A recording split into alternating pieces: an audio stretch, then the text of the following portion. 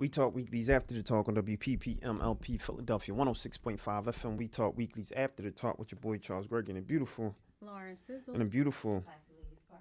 Let me make sure your mic is one more again. One more again. There we go. There you go. All right, fantastic. So we definitely in the building today. We talk weeklies after the talk, and of course we have a dynamic show. A few different interviews are coming on today. Long day, and I'll start with Classy. I'll start with Sizzle. How was your day? It was busy. I was doing everything. Cleaning, unpacking still, shopping, and it just was a crazy day. But just want to give a shout out to my family. Just let them know how much I love them. My niece went on her prom today. Okay. I'm like, it's kind of early for prom. It is. It's like, it's March. They're getting it out the way early? 15th. Yeah. It is her junior prom, but I remember back in the day, like, proms was like almost Memorial Day and all that. Yeah. But, yeah, so shout out to those going on their proms already. No doubt. Yeah. What about you, Classy lady? It wasn't a bad day. What's today? Saturday. Oh, I know what I did. I know what I did. I went and got a mammogram today. Oh, did you? Yeah, and Wow. that joint was like, so. I know. Yeah. Yes. I can see like, oh, this, come on, TMI, but it's needed. It definitely is. Like, they take your boob and they put it on this cold slab and they smush it until you can't smush it anymore. And then they say, hold your breath. And they take a picture.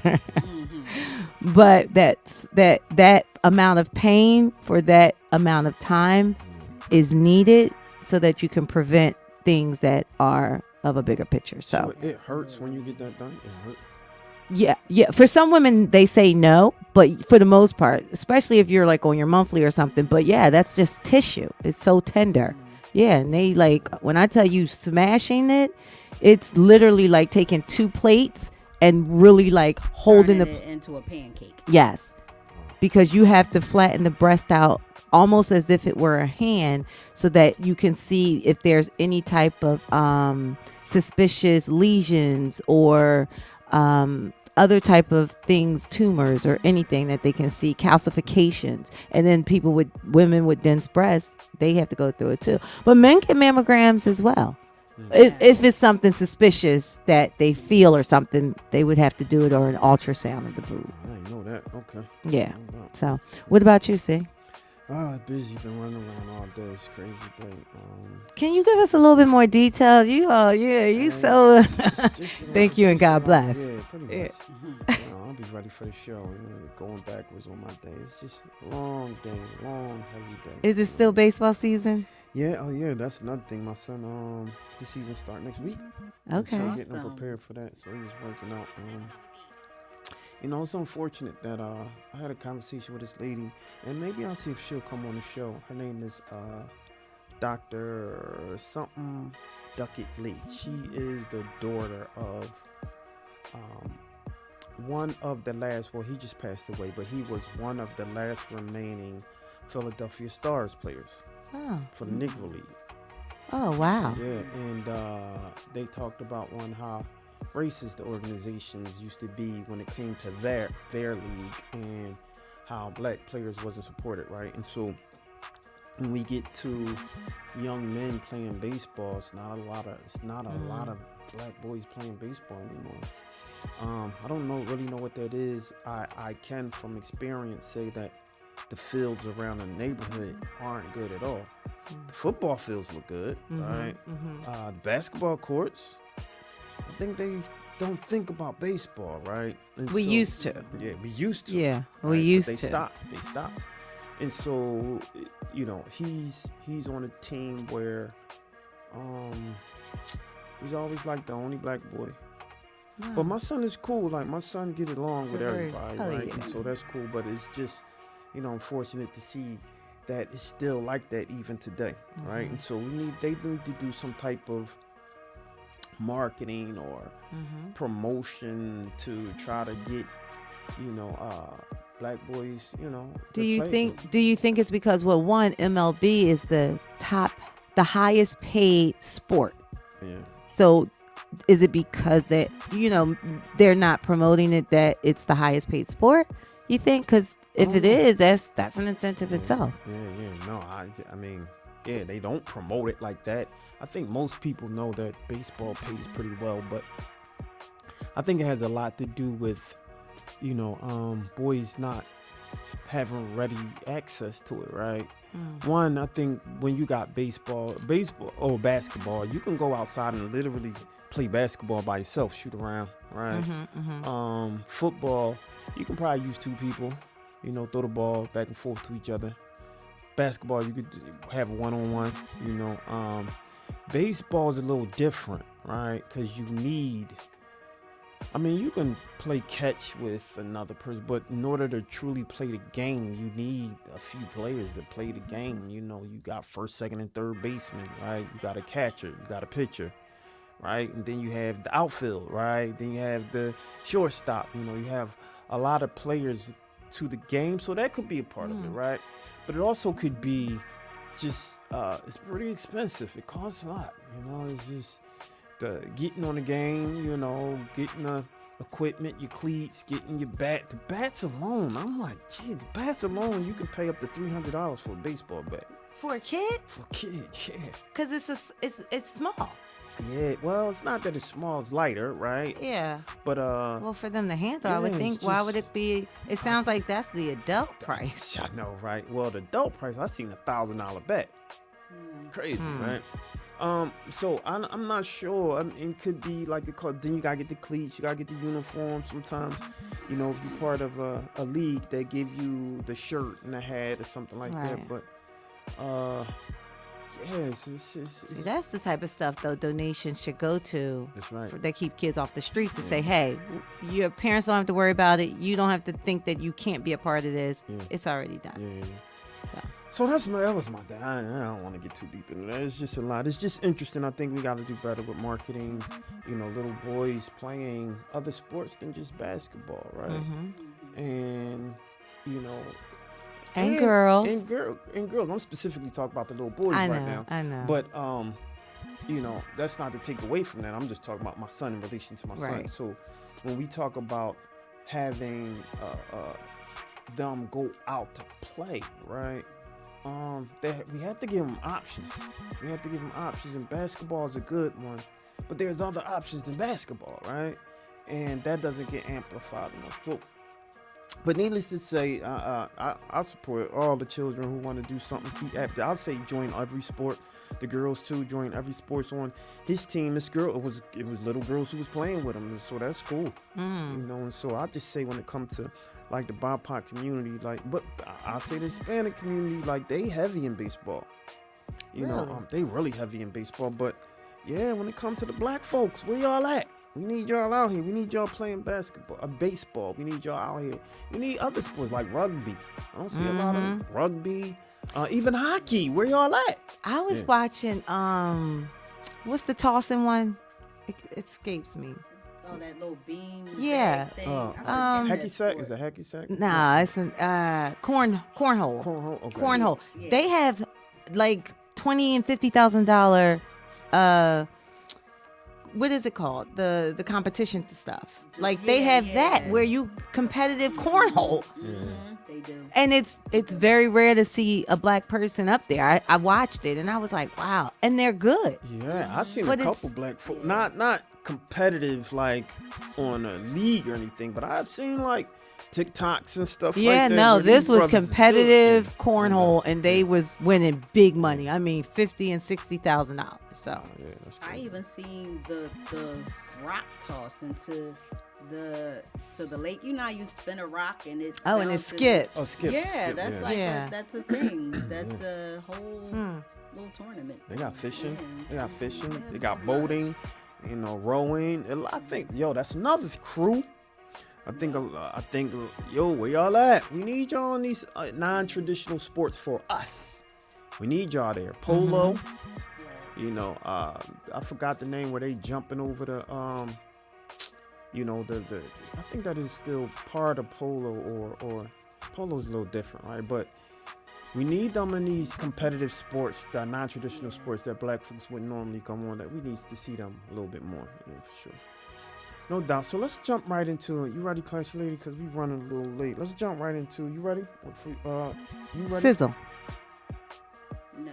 All right, you ready? I am ready. So why don't we go into some good news and bad news? Why don't we do that? All right, cool. All right, 1 second. No visuals today, right? No visuals today, Yeah, I got in trouble. yeah. Pop was like. So holla at me up.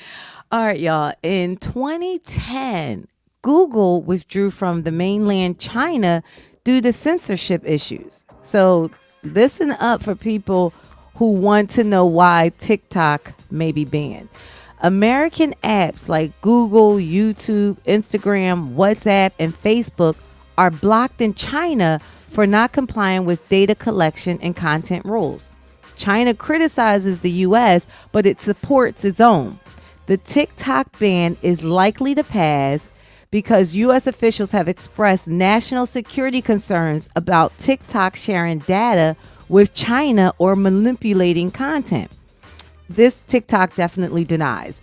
China vows to protect its interests regarding TikTok. U.S. lawmakers are reviewing the legislation, and this is the part that's really big. Biden intends to sign off on it if it passes the Senate. This is major. Yes. The reason I think it's major, everybody says the negative side about all social media, but the thing I like about TikTok is like the elevated YouTube. You can go on TikTok University and learn so much. There are people saying that they learn more about their history. They've learned more about purchasing a home or starting a business, not really from going on YouTube, but going on TikTok. Yeah. There's so many people that run and operate their business solely on TikTok.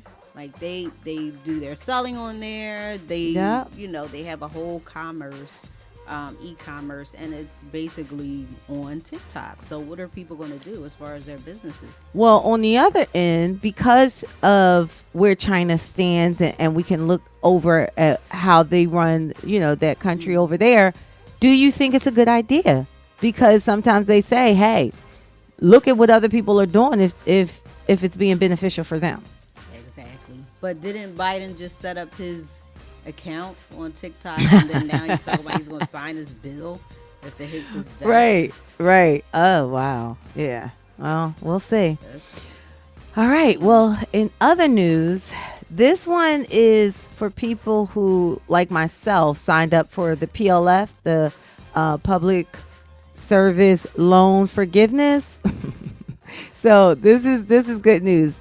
Albert Einstein College of Medicine in New York City declares that students will no longer pay tuition fees thanks to a monumental $1 billion donation. That was billion, boy. Yeah, not million, billion. Ruth Gottsman, chairperson of the college's board of trustees, gifted this sum from her late husband, David Gottsman, a renowned financier with ties to Warren Buffett. The donation, described as transformative, will reimburse fourth-year students for the spring of 2024 semester and ensure tuition-free education starting in August of this year. See, I'm in the wrong field, and I'm in the wrong era. Like, I should have been. Oh man, that's awesome. It's not late. Awesome. I mean, can we go sign up now? Like, exactly. But just this, like, people leave so much money to other things, or let's just say, hey, I got $1 billion. I'm about to go buy $1 billion worth of property. I'm about to go make it to invest, because they feel like some people don't feel like philanthropy is, building it for an investment. They feel like, hey, I'm not giving my money away. Right. They have given $1 billion for medical students to pay it forward. The biggest thing I have to say about this is let's just hope that the people who's on the receiving end pay it forward. Exactly. That's it. And what I love about this story is that, like, the idea of just a clean slate when you're done. You do, because they do so many years of school, and by the time that they're done, they've racked up so much debt that it's like yes. Many of them are working like extra jobs just to stay on top. But like, just imagine having a clear mind and being able to. And even during your studying, knowing you have being debt free, it allows you to at least have that off of it. And although we're not in medical school, you've done journalism, you've done the criminal background. Charles has done the child education. I've done the medical sector, and we have gotten up. I know for me, like mine is over 16 pounds. Like, you know, so for someone to have said to me, and I'm still waiting on you, Biden. So Mohila, I'll be calling you next week. Okay. Right. The next story is something that I left it for last to see if we can discuss this one. In the Georgia election case involving former President Donald Trump and his allies, Judge Scott McAfee's ruling shed light on the complicated situation surrounding the prosecution. So I'm reading this story with the assumption that everybody knows that what I'm referring to. So Fulton County District Attorney Fannie T. Willis faced questions about her relationship with lead prosecutor Nathan Wade, which made the legal process more confusing. Despite worries about conflict of interest, the judge said that Willis could keep fighting if Wade left. Basically, she could still stay on the case against Trump. This showed how tricky it is to balance to do what's right or legally with personal connection in these type of cases. So Nathan quickly resigned, saying he wanted to support democracy, which added more interest to the case. So people who are watching this says that Trump has other legal fights that he has to deal with right now. But what are you guys' thoughts on him resigning instead of her stepping back? Because now, honestly, even if he resigned, they're still looking at her with a disdain. Yeah, but as long as she do her job, I mean, they can look at her all she want. And I'm sure she don't care. She just like, I'm going to continue to prosecute this case. Even though you're saying that, public opinion doesn't really work like that. It sounds good with the verbiage, but public opinion, like, I don't care what y'all think about it. That can be a part of the decision that people do unconscious bias, where they think they're being unconsciously biased, but they really are biased because of, or unconscious non-biased. But they're really giving their opinion based on where this case is leading, which is probably how he wanted it. Yeah. No, I'm not denying that. I just think that she could be hiding it very well. I think she's been very solid and sturdy with her position and her uncaring of how anyone feels, especially the people who was trying to prosecute her, and her standing on her own too. And I like that she I like that she kind of held her own on it. I appreciate the guy just stepping down without putting her in a position where she had to kind of choose, right? And so that was a good look for him, or for her, that he did that. And I think that was only right for him to do, because he's part of the allegations that made it look in conflict, right? And so, I mean, I appreciate that, but I mean, like, hey, like, I mean, it is what it is. I'm sure that they are she's going to continue to do what she do. She don't care what anyone thinks. And that's kind of like how I feel, or what I think, you know. I think they showed something where after they read, or this could have been prior, because I only seen they keep showing this clip, but it was a clip of her winking, quote unquote, after the ruling. And so it seemed like she's unbothered. And so, you know, kudos to her.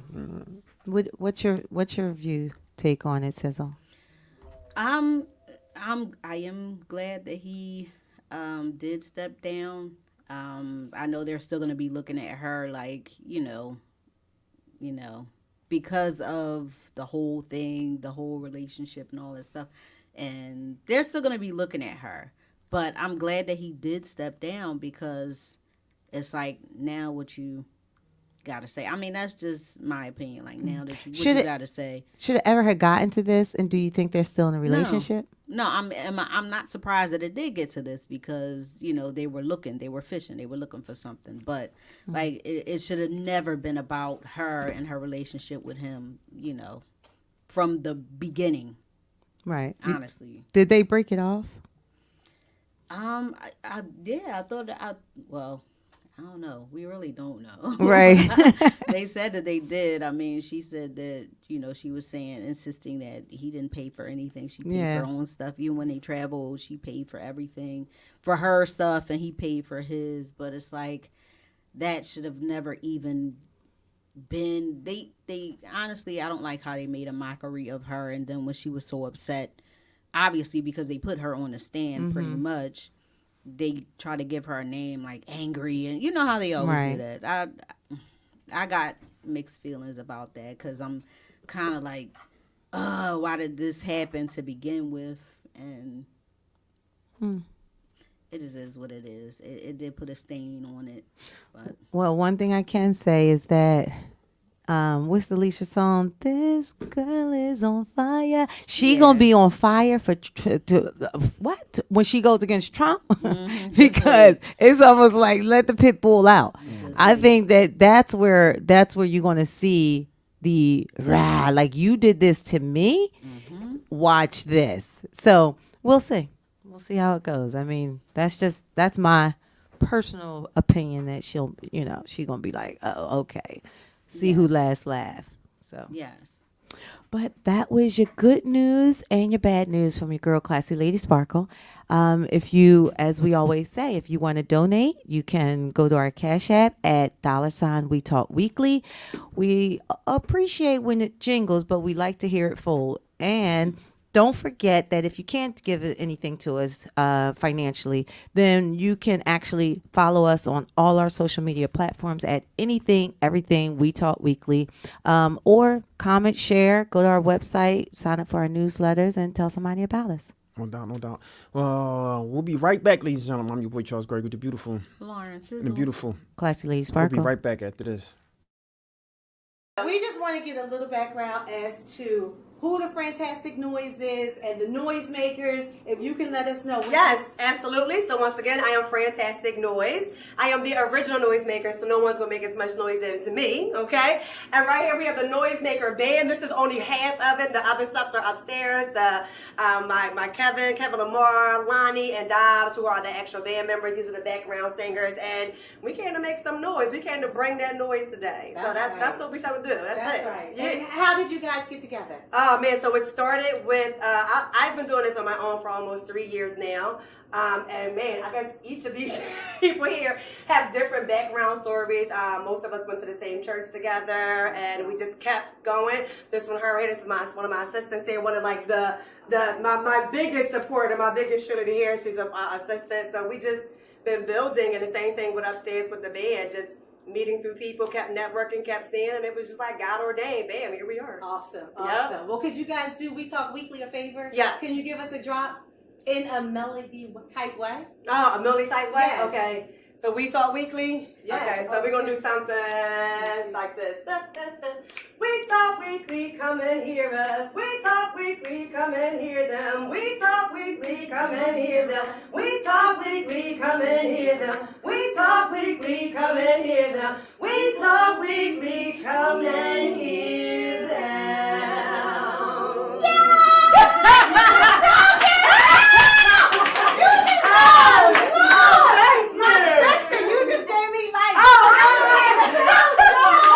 Okay, get beautified because y'all already gorgeous.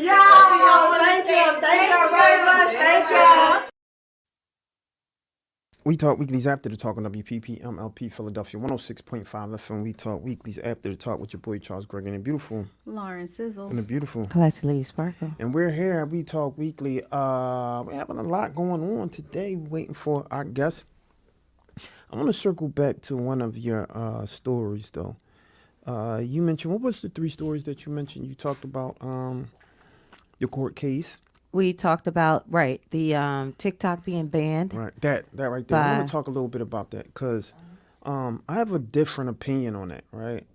And the reason I have a different opinion on that is because apparently from my information and what I've been hearing is that TikTok is different over here, right? And so in, what is it, China? In China, from my understanding, they don't show all of the nonsense and all of the bad stuff. Yeah.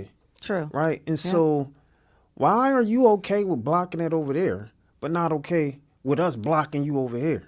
That's kind of like how I feel. You don't care if our little babies see people getting shot or, you know, stuff that's inappropriate for them. You don't care about that. So why should we care? Because I seen his little kind of like TikTok. I don't know if it was TikTok, but his little kind of press thing that he tried to clean it up and say, well, you know, X, Y, and Z, and you guys, we do this for you, and you know, we really want to support you, and you guys are, you know, you guys are great. Don't let the American people take something away from you. Man, wait. But what are you doing over there? So why is it that you restrict over there and have a problem or issue with us restricting over here? Was that Biden or Trump you just imitated? No, that was the actual owner of TikTok. Oh, okay. Yeah. And so he mentioned this whole kind of, if I could find it, I'll try to play it, but he mentioned, Please do, because I didn't see that one. He mentioned his position on, you know, feeling that America shouldn't do this, and, you know, if they do this, then they're kind of taking away your rights and all this. But it's like, yo, but, you know, that's my only concern. It sounded, this is what Trump said, though. I don't know if you kind of recall. Go ahead. Yeah, Trump was trying to ban TikTok over here, more so to say, not on the moral side of what you're saying, but just saying, hey, if you're going to block us from what we need to see as far as whatever or data, we're going to block you. I agree with that too. For whatever. I agree with that too. Like, we have to stop. It comes to, and I am so not a Trump supporter at all. I'm a registered Democrat, and I don't want anybody to think I, like, literally, but a lot of, like, yo, I feel that way. I feel like, yo, if you don't accept anything that we give, why should we accept what you giving? Like, I feel that way. And so can anyone with any rational thought disagree with that? Especially if it's going to take away from the American people. We in America. Like, why? You know, in the discussion that we should not like something as a Democrat, we shouldn't like anything that Trump says because we're a Democrat, that's insane. It's ludicrous. And so I don't know. I just, this TikTok thing had me on the fence with it. I mean, I don't necessarily use TikTok. I know a lot of us do. And I know that we have built businesses off of TikTok. And I'm cool with that. And if that's the case, then we need to make sure that if we're going to continue that, there has to be some leeway on Americanized products or whatever over there. I feel like that. If y'all want this, then you got to accept that. As simple as that for me. Well, we'll see. I mean, right now, Biden said it. He intends to sign it. And when you hear a president says that, they got their pen ready. They already in it. They already in it. If it passes by the Senate, maybe this is going to be the catapult that will allow us to start seeing, hey, we don't have to invite everybody in. If that's what y'all doing over there, and y'all don't want us to come over there, you can't come over here in this sandbox. There you go. That's exactly how I feel. You don't want me there. I don't want to be here, but you're not going to reap the benefits of what I got to give. As simple as that, right? And that's even my travel money, because I heard they treating, you know, people who look like us crazy in certain countries. So I don't understand why you want to go there and spend your money to people who don't want you. Yeah. Period. I've heard that too. I feel like I've heard that. Unapologetic about it. I'm with that regular stores here in Philly. If you don't want my money and you want to deny, I'm not going to beg you to give you my money. Just don't make sense. But we'll be right back. When we come back, we got a dynamic interview, ladies and gentlemen. We'll be right back after this. Talk to Alexa. What's going on? This your favorite fly guy, Charles Gregory. We Talk Weekly. Listen, everyone always asks me, they inbox me, email me, all types of things. we're trying to find your podcast. I mean, we can find your videos everywhere. All we have to do is go to wetalkweekly.com, or all we need to do is go to YouTube, or all we need to do is turn on Business Bully Channel, turn on Higher Than 7, turn on, we can find you. But sometimes I just want to work out and I want to listen to your podcast. I want to hear the latest in the sizzle, entertainment news, or good news and bad news, or just simply, I want to hear the interviews, some music, anything sports. I just want to listen. I don't know where to find your podcast. I said, you know what? It's real simple. All you have to do is ask the right person. Watch this. Hey Alexa, play We Talk Weekly's podcast. Here's We Talk Weekly from Amazon Music. Here's where you left off in the latest episode. Olivia Jade Red Table Talk, Kevin Hart Backlash for Netflix special No F's Given, and more. Ladies and gentlemen, welcome to We Talk Weekly's After the Talk. And I'm your boy Charles Gregory with the beautiful. And the beautiful. Classy Lady Sparkle. See, I told you. It's not that hard, ladies and gentlemen. All you have to do is ask the right person. Ask Alexa. Look, I'm out here. Thanks for watching. Keep supporting. Keep subscribing. Keep telling people to chime in. We out here like last year. Hello.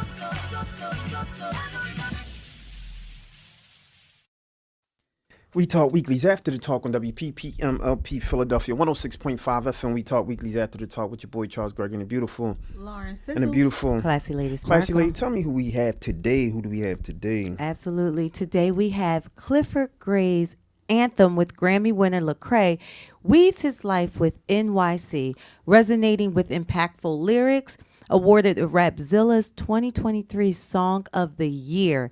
Its visuals elevate the narrative.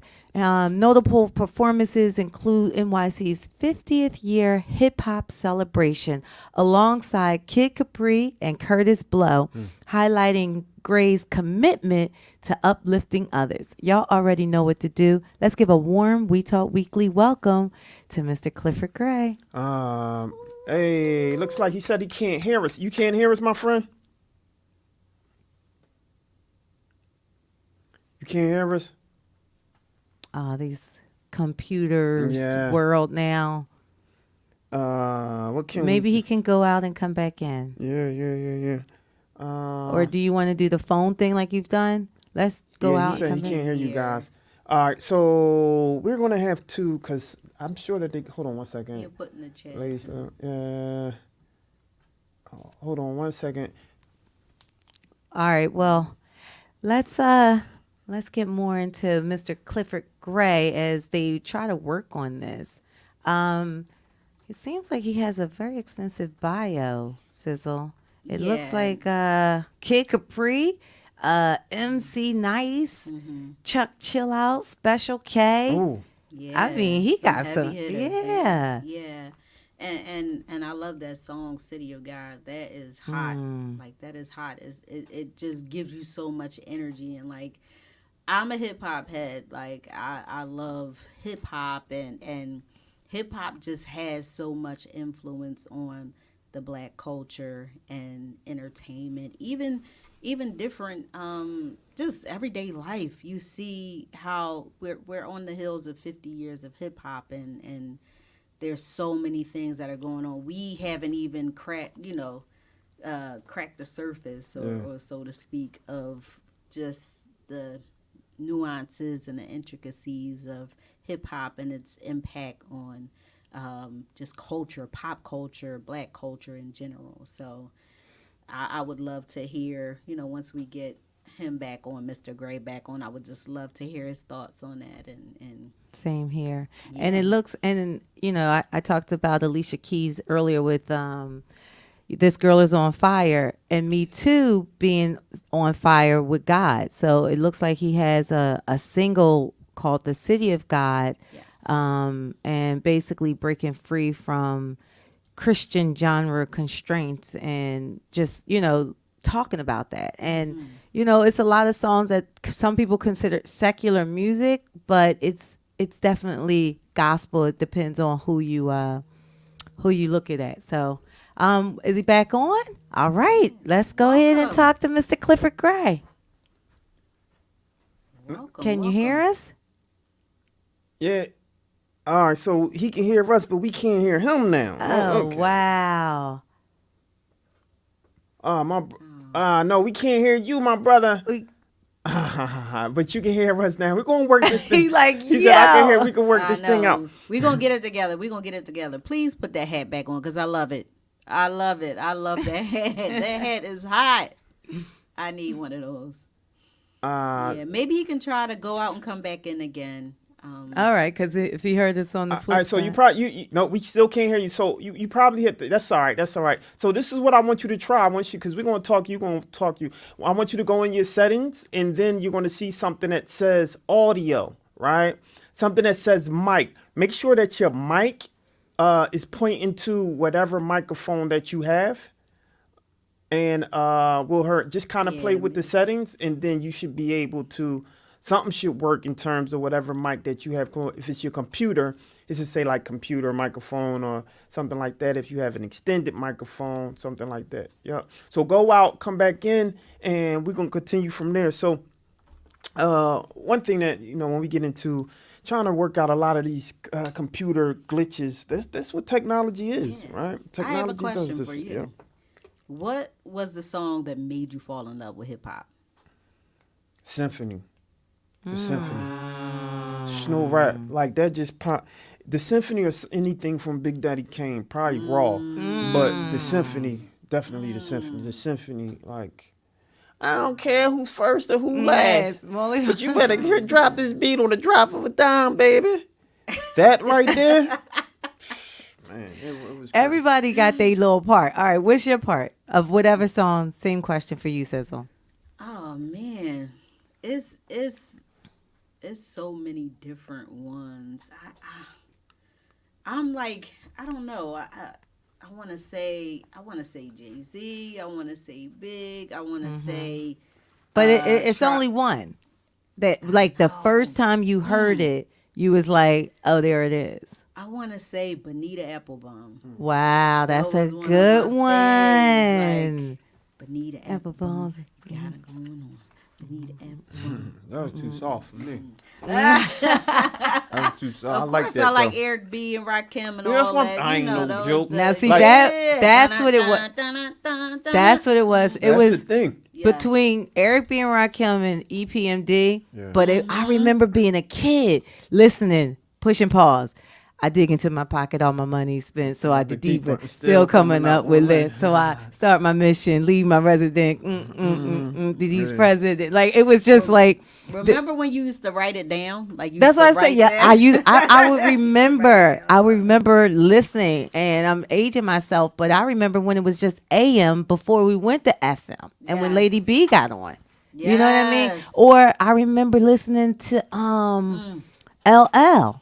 Yes. When I'm yeah. alone in my room, sometimes that's you know, or Yes. Lottie Dottie, we We like like to to play. party. That one We right don't there was call heavy. shower, we don't. But so it all just yeah. So Hold up. that's the Hey, thing. I think I heard I There think he I heard is. something. Did you hear me? I hear Praise the Lord. Like, for real, man. God Yes. is good. Like, for real. This doesn't make no sense. Yes. I'm glad to be here with you guys. We are we're glad. to have you. Yes. So how are you, my friend? How are you? Listen, I'm doing good, man. I had a great day today. Was with the wife, with the kids. Took them out. We had a lot of fun, so I'm excited. Been waiting for this interview, so I'm For glad sure. to be here. No, we happy that you're here, my brother. Let's start from the beginning because I want to know what, I think Sizzle asked a great question. And let's start with that. Where were you when what made you fall in love with hip hop? What song was that made you say, you know what, this is it? That is a great question, and I don't think anybody has ever asked me that question in life. So it's gonna take some time for me to even think. But to be honest with you, I can't pinpoint exactly the song, but I could say probably Nas "If I Ruled the World." Wow. Yes. Something about that song was just so powerful to me. Like, talking about a black man ruling the world, what he would have done, how he would have lived, all of that was just so powerful. And I feel like Nas he's not just your average rapper. He's a true poet in essence. Like, so he was able to capture, and allow you to visualize what he was saying And as a young black man growing up in the hood, I was like, yo, what would I do if I ruled the world? How would I help people? You know, what diseases would I help get cured? Or how many of the people that I grew up around with would I provide jobs for? So I would say definitely around that time. Of course, Jay-Z, you know, music from Jay-Z as well. I know Biggie was a big one. Sky's the Limit. That was a big one too back in the day. Like that really made me want to aspire to do more in life. So I would say If I Ruled the World by Nas and Sky's the Limit by Biggie. Those were the songs that really impacted me in a major way. Absolutely. No doubt. Go ahead, Sizzle. Yeah, no, I totally agree with that. I think I remember like all of the positivity that, you know, from both artists, from Nas and from Biggie, like the positivity that came from the, even seeing the music videos, I was just like, it just inspired you. And it's like, I was like, I have to, it made me want to be more, and it made me really get involved in hip hop and Yeah. you know, just listening to it. And not just listening to the music, but like understanding the stories that, you know, that behind their lives and where they came from and what they went through and like what Yeah. inspired them to write the way they write and stuff like that. So yeah, I think, and when you were coming back in, we were talking about some of our songs and artists that made us fall in love with hip hop, which was somebody said Eric B and Rakim and Okay. Those are the legends right there. yes, EPMD and it's just so many of them. But what inspired you to get into music to begin with? Well, that's a good question. So obviously, you know, you heard me talk about If I Ruled the World or Sky's the Limit, but it's when I started hearing battle rap. That's really what ignited the flame in me. Like when I tell you I wanted to be a battle rapper, right? I wanted to compete. And when I saw people competing against each other and sparring with each other and having a war of words, I was like, yo, I want to do that. Like I want to be I want to be a battle rapper. So yeah, that was really what brought me into music because, you know, at first when I started listening to it, I just used to enjoy it. But when I saw people battling, that's when I said, I got to get my hands on. Like it was like I couldn't stop listening to battle rap, you know? So that's when, you know, I started going really deep into music and wanted to write and wanted to battle people, wanted to kill people in ciphers. You know, I wanted to take people's heads off. You feel me? Like I just wanted to hurt somebody. But, you know, with the words. So that's really what kind of like propelled me into the music. And that's when I started listening to DMX. You know, that battle with DMX and Jay-Z was insane, right? And that legendary battle back then, and the battle with Jay-Z and Nas. I remember when I first heard that, I was like, oh, nah, like I gotta get my pen game up. Exactly. And even how, you know, Nas kind of hit him with the ether, you know, and I was like, okay. You know, I realized that sometimes you got to know how you're going to defeat your opponent. Not every, you know, so it was very intricate in the way everything kind of went down. Beanie Siegel, when he battled Jada Kiss, that was a big one. Yes. Right? Yes. 50 Cent, when he was battling Ja Rule and the whole Murder Inc. Yeah, you're getting into some legendary battle Yo, those, listen, I could probably spit some of their verses verbatim to this day. Wow. You know, so I was very heavy on battle rap. And from there, I wanted to just, like I said, crush people. And I started battle rapping in school. You know, I became one of the best rappers in my neighborhood. You get what I'm saying? I remember they wanted to get me into this battle rap crew, and they told me I had to battle two people. I beat both of them like that. Then I ended up fighting the whole crew, battling everybody. I'm like, dang, like, you know, so I believe that's how my pen game got really sharp because I had to spar with some of the best people that I ever rapped, going from neighborhood to neighborhood, schoolyard to schoolyard, battling people. I was taking heads off. Oh, absolutely. Yeah, I was taking heads off. I'm gonna be honest. Yeah. Do you feel like battle rap is the same as it, like, you know, as the same as when you were doing it and you were in school and you were battling different people? Because now it's like battle rap has taken on like so much of a different type of vibe and energy when you have like people that are like they so hurt that they got, chewed up and spit Yeah, out. And this battle rap that they want to, get a gun, or they want to, it's yeah, just going to another level. yeah. You know what it is? Like a lot of people say, sticks and stones may break your bones, but words will never hurt you. Obviously, we know Yes. that's a lie, right? People go crazy when they hear certain things. But definitely battle rap today, I think is better off than it was back then. I think there was more of an opportunity for people to get killed back then personally. Yeah. Because if you look at URL with Smack, the battle rap with Mm-hmm. Smack and Chico and all of them, Mm-hmm. uh, these people be coming in, they be in each other's faces here sometimes. Yes. Matt Papa's known for, he's from Brooklyn. Yes. I'm from Brooklyn, you know what I mean? So I get the aggression. But Yes. outside of punching people during a battle rap, I don't see it going to that level that it was going back then. Back then, okay. Yeah, Okay. you got a lot of battle rap leagues now. You got King of the Dot with Organic that's killing it in Canada. Where it's mostly like white guys, but they blend in as well. Yeah. But it brings a different flavor to battle rap that wasn't there back then. Yes. So Yeah. URL is obviously huge. Then you got think Arsenal came out with UW Battle League Ultimate War. So that was a big deal in Jersey as well. But yeah, battle rap right now, I'm telling you, ain't nobody messing with these battle rappers that are rapping right now. The level of metaphors, similes, and the way they break stuff down, and they could break somebody's character down. Yeah. If you're not ready for that, you can't even step in the ring because you could go home hurt. I got a question about battle rap. And this is going, like y'all were talking about the legends. It's going back to the Biggie and the Tupac time. Yeah. Battle rap in the ring or just talking about it, it's like, okay, I see your skills. Why does it get to a level where it goes outside of the music industry where people get really physical and unfortunately, lose their life behind it? I believe the reason why I guess there is because life and death is in the power of the tongue. That's what the Bible says. So when we say certain things, we don't realize that our words are weapons. And that's exactly what words are used as in a battle rap.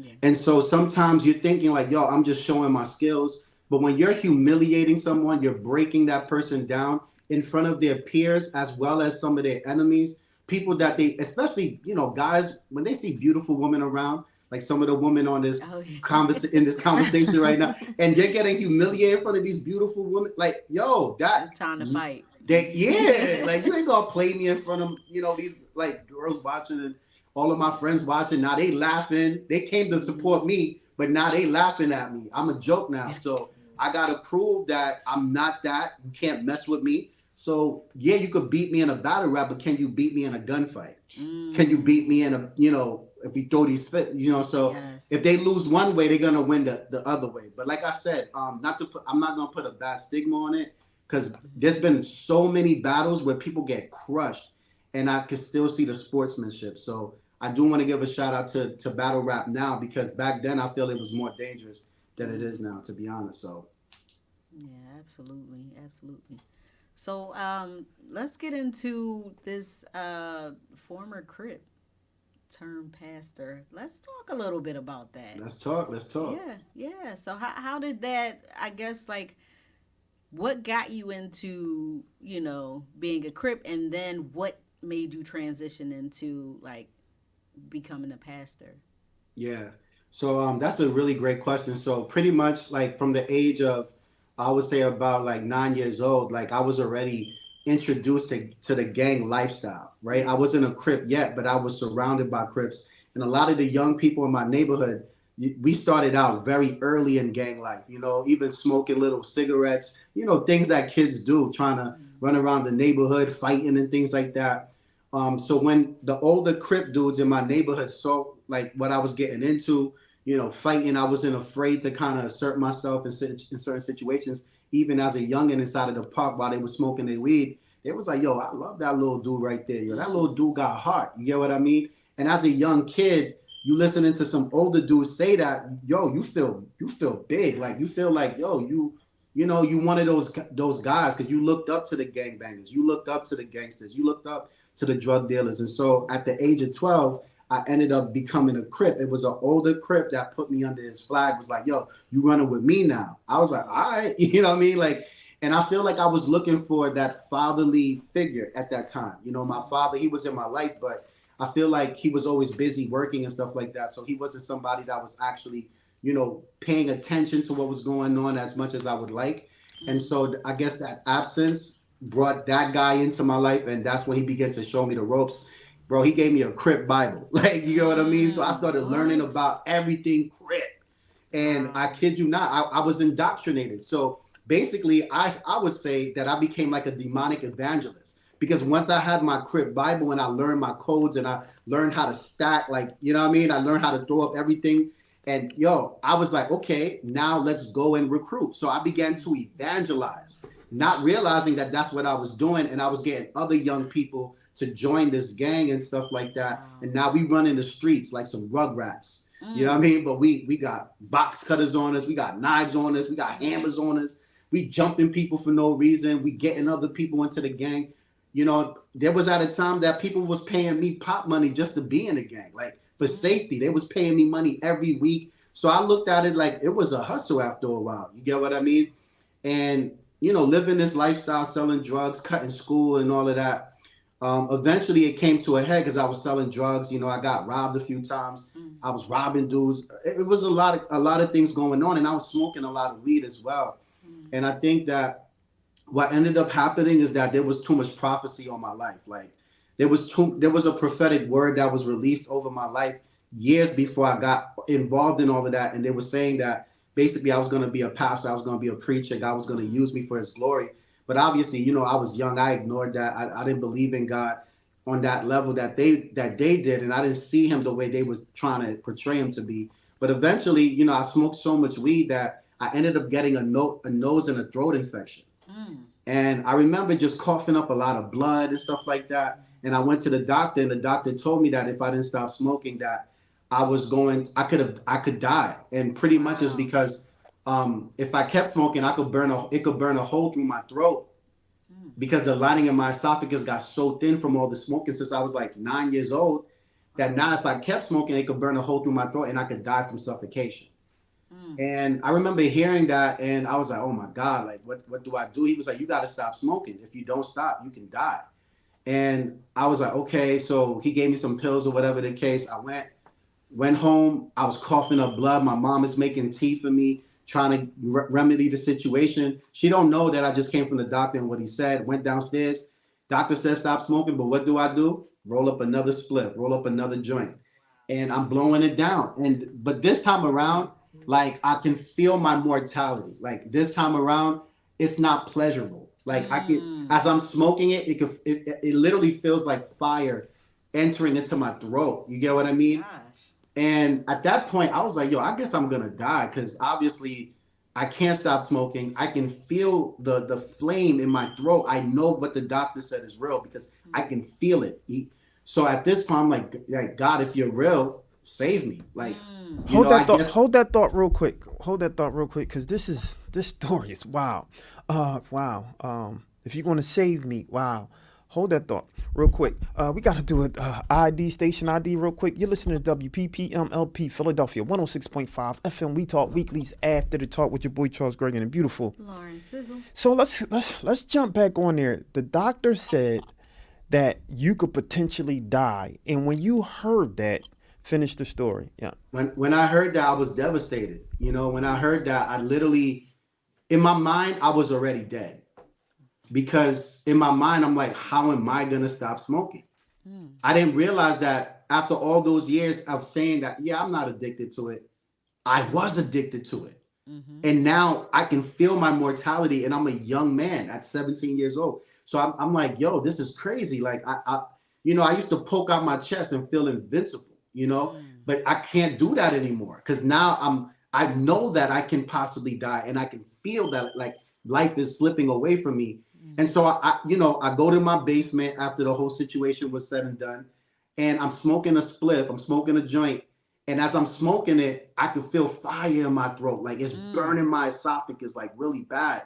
So, and I'm coughing up blood, but I keep pulling. I'm like, yo, what's going on? Like, yo, why can't I stop? Like, this is crazy. And that's when I finally spoke to God. I said, God, if you're real, I need you to touch me right now. I need you to heal me. I need you to save me because I can't save myself. Like, I'm lost, I'm broken. And I guess the prophetic words that was spoken over my life are not going to come to pass. And so it was like me calling God's bluff. Honestly, it wasn't a humble cry. It was more like, okay, God, if you're real, show me. And I didn't expect God to show up, but he did. And I don't know. I just want to speak to somebody right now that probably think like they're too messed up, like they're too far gone. Listen, at that moment, I thought I was too far gone. Even my prayer wasn't even done in humility. And yet God still responded. And this is how he responded. I heard the voice of God. At the time, I didn't know what it was. I heard a voice say, Clifford, I got a plan for you to preach the gospel all around the world. And at that time, I ignored it, kept smoking, coughing up blood, coughing, doing the same motion. Then I heard the voice again, and it got louder and louder. And after a while, I looked at the wheel. I'm like, yo, bro, like, I am high. Like, you know what I'm saying? Like, I must be high out of my mind. Like, because now I'm hearing voices. I'm like, definitely, I think I'm going to die for real because now I'm here. This never happened to me before. But then I thought about it. I was like, hold on. I said, I heard the voice say, Clifford, I got a plan for you to preach the gospel all around the world. Wow. I'm like, that don't make no sense. Like, I've been smoking all my life. I never heard anything about the gospel while I was smoking. So I was like, preach the gospel all around the world. I was like, it can't be the weed. I said, it can't be me. I wanted to be a big name rapper with video vixens in the videos. You know what I mean? Like living that lavish lifestyle, yachts, in a Wraith, in a Maybach, just talking my stuff. And then I said, it can't be me. I said, it can't be the devil. He definitely don't want me to do that. Because even though I didn't believe in God, I believed in the devil. I saw him at work in my life, so I knew he was real. And I said, wait, it's not me, it's not the devil, it's not the weed.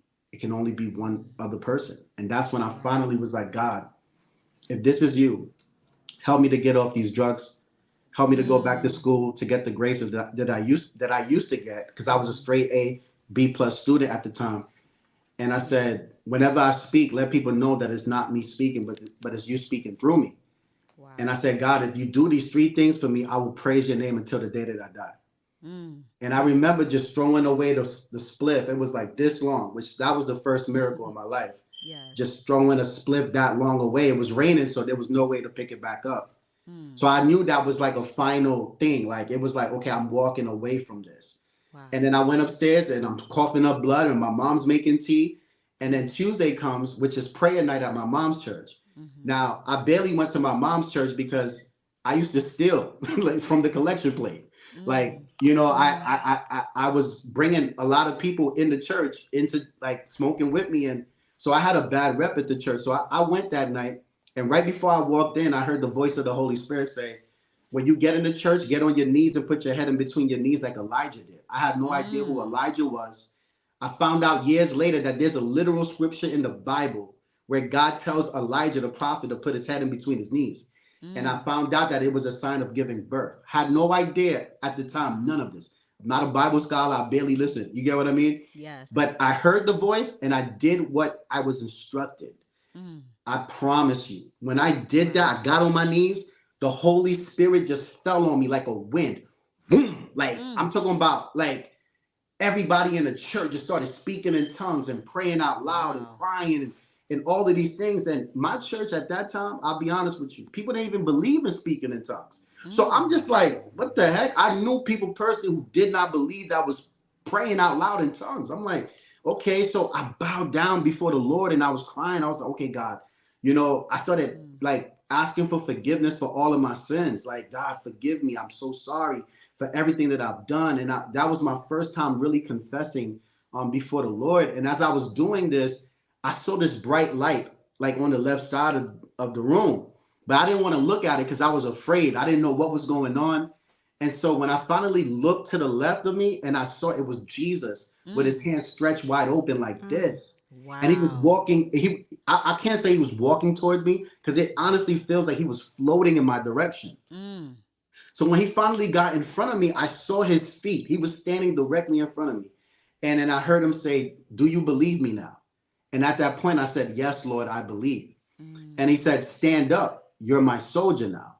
And at that point, I'm like, God, I'm unclean, I'm unworthy. Like, why me out of all people? And all of these things, people crying, people screaming, people speaking in tongues. And I'm like, God, like I can't stand. Like I'm not worthy to stand before your presence.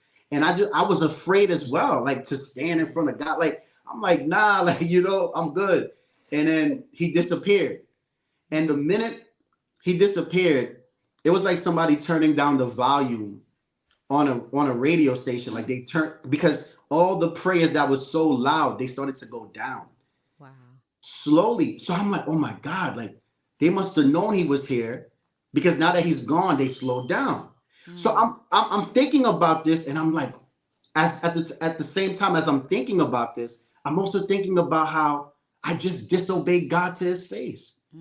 He gave me a direct order to stand, and I said no. And I was like, oh my God, I'm so sorry. I didn't even recognize that in me trying to be humble, I was actually being prideful, right? I'm saying, God, I'm not worthy to stand. But we're not the ones to tell God what we're worthy of. If he's calling me to stand, then my position and my posture was simple obedience. And that's what I see. This is all going through my mind. And I'm like, God, I'm so sorry. And then at the same time, the people started praying up again. Like prayers went up crazy. So at this time, I'm like, oh my God, he's coming back. So I'm like, God, you don't have to come back. It's okay. Like, I'm so sorry. But this time, this is really what changed my life. So when the people praying up again, I'm laying down, I'm flat on the ground, on my stomach, prostrate. And as I'm praying and I'm asking God for forgiveness, not to come back, I looked again, and this time it was an old lady in my church. She was around, like, I would say 60s, an older lady. Her name was Sister Giselle. And I saw her walking down the aisle exactly where Jesus came from, with her hands stretched wide open, identically. So now she comes and she stands right in front of me, identically where Jesus first stood, identical to where Jesus first stood. And so I'm looking at this, I'm like, what's going on? She takes two fingers. This old lady takes two fingers. I'll never forget. She puts it under one of my hands. And somehow I went from being flat on my stomach to being flat on my feet. I can't explain it. I believe it was supernatural. Right. Because the way it happened, I can't explain how I got on my feet like that. But all I know, I was scared. I was just looking at her like, oh my God. Like, and I was kind of stepping back. And she opens her eyes and she goes, "Campe, son soldat que oye kunia." Literally what she said in French Creole, translated in English, stand up, you're his soldier now. And that's when I knew. I was like, okay, this is real. This is it. I said, God, I give you my life. I give you my heart. And from that moment on, I was dreaming every night. From that moment on, I was crying every day. It was as if like I was being purged of everything that I allowed the enemy to fill me up with. The devil filled me up with anger. He filled me up with bitterness. He filled me up with lust. He filled me up with pride and arrogance and rebellion. You get what I mean? And God was just pulling it back out. And I would cry literally all day, reading my word all day. I used to get in trouble being in high school with a Bible on my desk. And they're like, yo, this is time for math. Like, you know what I mean? This is a home ec class. Stop preaching in my class or I'm going to kick you out. And then I'm writing notes. I'm preaching the gospel through notes. And we going back. And the teacher saw it. It was like, yo, we can't stop this kid. Like people got saved on napkins, preaching the gospel on napkins because the teacher said I couldn't preach out loud in class. And it was like that. And I began to share my testimony everywhere I went. And that's when God told me to use my gift of rap music. So now I'm not battling people. I'm battling the devil and the schemes. Wow. And I'm drawing people into the family of God. And I was bringing 20 Crips to church with me on a Sunday. I'm talking about, you had some of the biggest gangsters coming to church, giving their lives to Christ. I was going into Crip houses. The guy who got me into the Crips, I ended up getting him out of the Crips. It was, bro, the dreams and the revelations that I was getting was every night. The crazy part about that is that everyone that connects with me in my ministry right now are all dreamers now. Wow. they all get revelation. A young woman from my church who I just baptized, she grew up in the Latin Kings. Part of the reason why she came to our church is because she know my background being, a Crip. And so all her family is kings, Latin kings from the so she came to the church. She was here for like 9 months, silent, just observing everything. People barely knew the sound of her voice. But after 9 months of observing everything we was doing in the church, she gave her life to Christ. Wow. She got baptized literally like a month ago. Wow. And now she's already sharing her testimony. And then last night, guess what she told me? She literally texted me this today. She had a dream. She saw Jesus and the 12 disciples sitting on a table ready to receive her into heaven. She had an eschatological dream of the end times and saw her mom going in the opposite direction of Jesus. And she was crying out to her mom so her mom could come and be saved. Like, this is real stuff we talking about. I'm not talking about that church experience. I'm talking about a God encounter that when you encounter him, he changes your life. And now you become an ambassador. You become a witness. You can now testify. See, a witness, a Christian is somebody who just could say, I'm a Christian. But somebody who's encountered Jesus is more than just a Christian. They become a witness. They have seen, they've heard, they've experienced something that now they can share and usher people into the family of God. And we just baptized 21 people. And this is what's been happening ever since I got saved. Like, even when I fell, like, let's talk about that. When I lost my way, even in those moments, God was still using my brokenness to reach people that were broken, to bring them to himself. So we're talking about a loving God, a gracious God that is encountering his children every day with love, with grace and compassion as we grow in him. And now I'm a whole pastor. But it started out with me being a Crip. So everything I was doing in the Crips, I'm doing right now as a pastor. I realized, bro, who are the best people to become pastors than gang leaders? Because church pastors, the ones that I, grew up with, you only saw them Sundays, probably Monday. But the gang, we hung out every day. And that's what Jesus did. He had a gang of disciples that he spent 3 years with. And he discipled them and he did life with them. And because he did that, because they hung around him, they were able to catch what he had. Wow. And that's what's happening in my church right now. I'm like, yo, we're not trying to bring you to Christ and you come to the altar, you cry, right? Nah, come hang out with me a little bit. Yeah. Just be around. You're going to catch what we got. Because if we're on fire, you're going to end up burning too. Yeah. And that's how Jesus was. He caught a lot of flack for being like that, because he wanted to hang with, the people that was in the streets. Absolutely. And he got a lot of flack from those that were holier than thou, I guess, the religious scholars and all that. He got a lot of flack. But City of God. Yeah. Like, how'd you get to transition to the music part and all that? So the music part was always a part of what I did. I used to go around the churches. I used to get called, travel around, and I used to basically do a cappella raps because I felt like back in the day, they used to say that rap was of the devil. And so basically they was trying to like block us from using hip hop music in church. So what I did was I just used wisdom. I felt like God was like, you know what? Don't even come in with a beat. Just rap without a beat and just show them the words. And that's what I used to do. And I did that for many, many years. As a matter of fact, back then, they called me Problems for the Devil. Problems for the Devil. And I remember when people used to introduce me as Problems for the Devil, people used to be like, when I used to come on stage, I was thin, I was small, I was skinny. They were like, who's this guy? Problems for the Devil. They used to laugh at me until I started rapping. And they was like, oh, nah, this dude's a problem. Like, he's a real problem. Like, and that's how it happened for me. And so over the years, I wanted to put out an album. I wanted to work on music, but God kept on pulling me back. Like, nah, it's not time. It's not time. And it was not until I became a pastor that God finally gave me the green light and was like, okay, now you could put out music. And so I put out some songs here and there. And then one day it was like around 2 a.m. in the morning. I felt like the Holy Spirit woke me up from sleep. And when I didn't want to wake up, I was tired. I was like, God, maybe another day, like not tonight. And I was being rebellious. I'll be honest with you. I still fight with rebellion. It's the human nature sometimes. And so I'm like, okay, God, like, I don't want to wake up. I'm tired. Like, yo.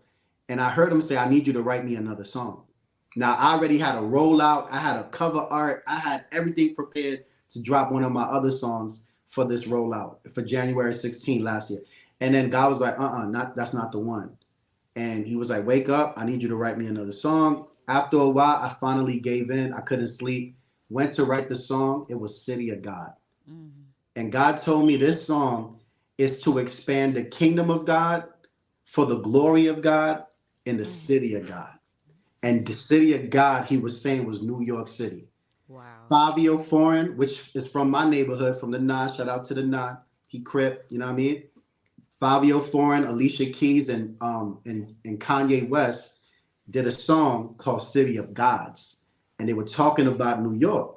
And at the time, they had a capital G on the Gods part. Now, I'm not mad for the song, but when I saw the capital G with the S, I kind of felt a little like my spirit man kind of like what is this? Like, you know? And I felt like God was like, okay, now you gotta declare that this is not the city of gods. This is the city of God. There's only one. And you gotta be the one to do that. And I thought about it. I was like, yo, God, you know, me and Fabio cool, like we from the, you know, but he was like, this ain't a diss to them. This is a diss to the enemy who thought that he was going to pull a fast one like that and claim the city for multiple gods. No, you claim the city for Jesus. And I kid you not, I dropped that song and I said, pandemonium hit. I performed in Times Square. I just got booked to perform at the Barclays. It's insane what God is doing with this song. Wow. You know, it's insane what God is doing this song. I got booked to do the Times Square again. So it's been a big change in my life as far as like finally bringing the music to the forefront. Mm-hmm.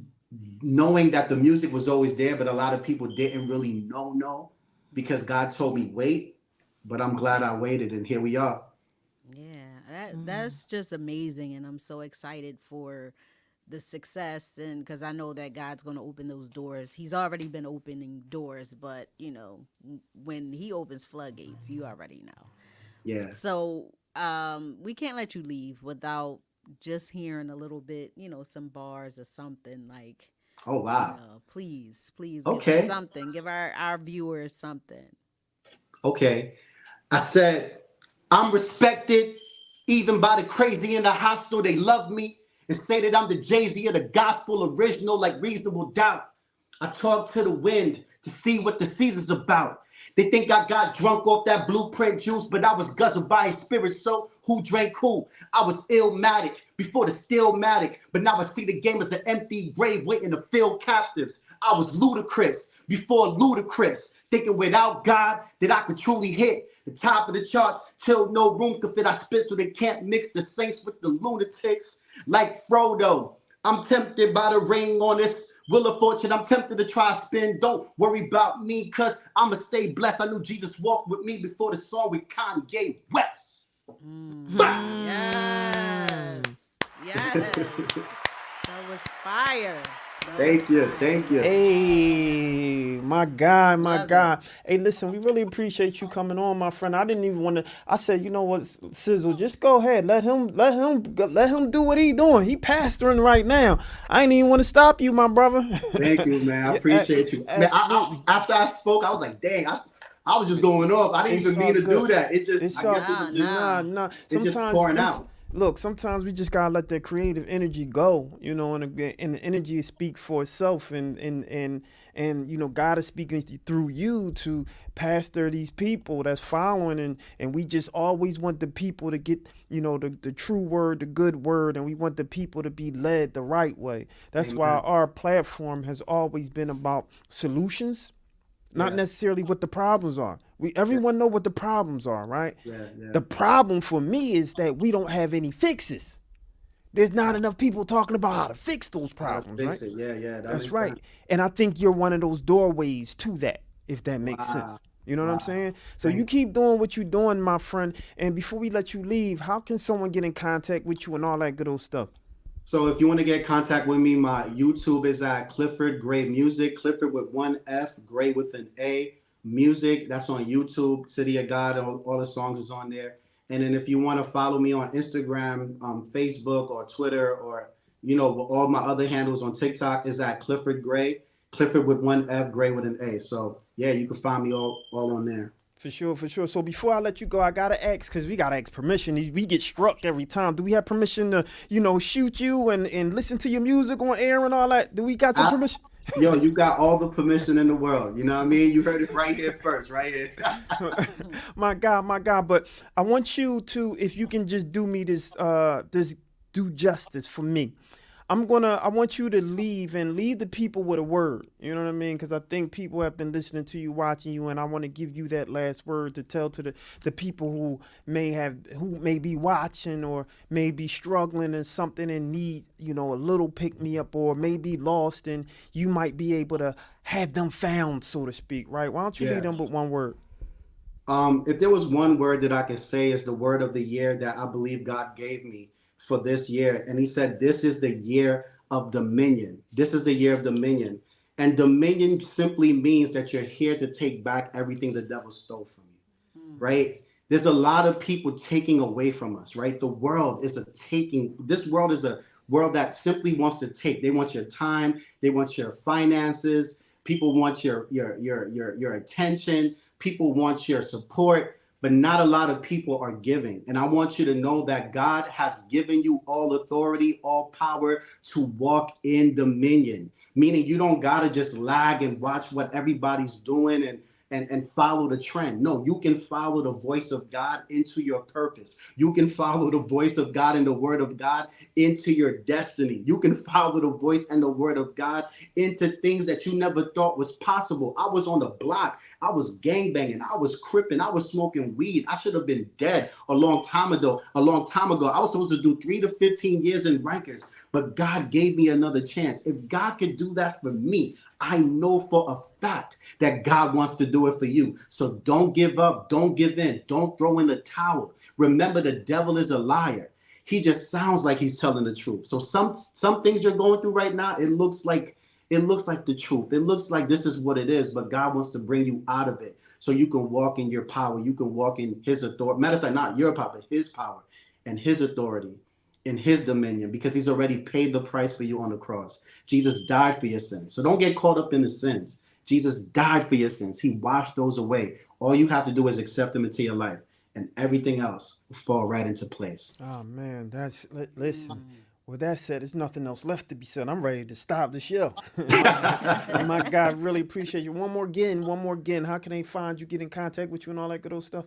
At Clifford Gray, Clifford with one F, Gray with an A. You can find me there, or at Clifford Gray Music on YouTube. Clifford with one F, Gray with an A, Music. You already know. So launch things. There you go. My God, we really appreciate you. So there you have it, ladies and gentlemen. Don't go anywhere. When we come back, we got the sizzle. That was my God, the pastor, Clifford Gray, in the building. We'll be right back after this, y'all. Peace.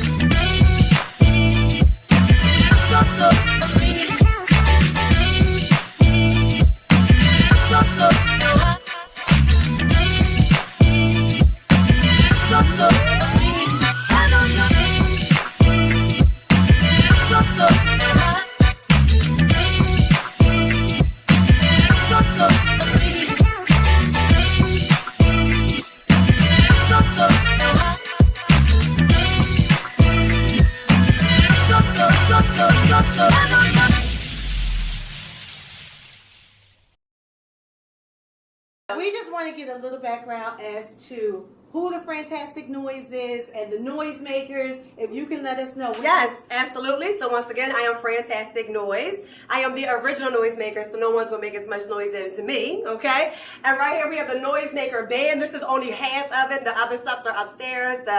My Kevin Lamar, Lonnie, and Dobbs, who are the actual band members. These are the background singers. And we came to make some noise. We came to bring that noise today. That's what we try to do. That's it. Right. Yeah. And how did you guys get together? Oh man, so it started with I've been doing this on my own for almost 3 years now. And man, I guess each of these people here have different background stories. Most of us went to the same church together, and we just kept going. This one, her, this is one of my assistants here, one of like my biggest supporter, my biggest shooter here. She's an assistant, so we just been building, and the same thing with upstairs with the band, just meeting through people, kept networking, kept seeing, and it was just like God ordained. Bam, here we are. Awesome. Yep. Well, could you guys do We Talk Weekly a favor? Yes. Can you give us a drop in a melody type way? Oh, a melody type way? Yes. Okay. So we talk weekly? Yes. Okay, so we're going to do something like this. We talk weekly, come and hear us. We talk weekly, come and hear them. We talk weekly, come and hear them. We talk weekly, come and hear them. We talk weekly, come and hear them. We talk weekly, come and hear them.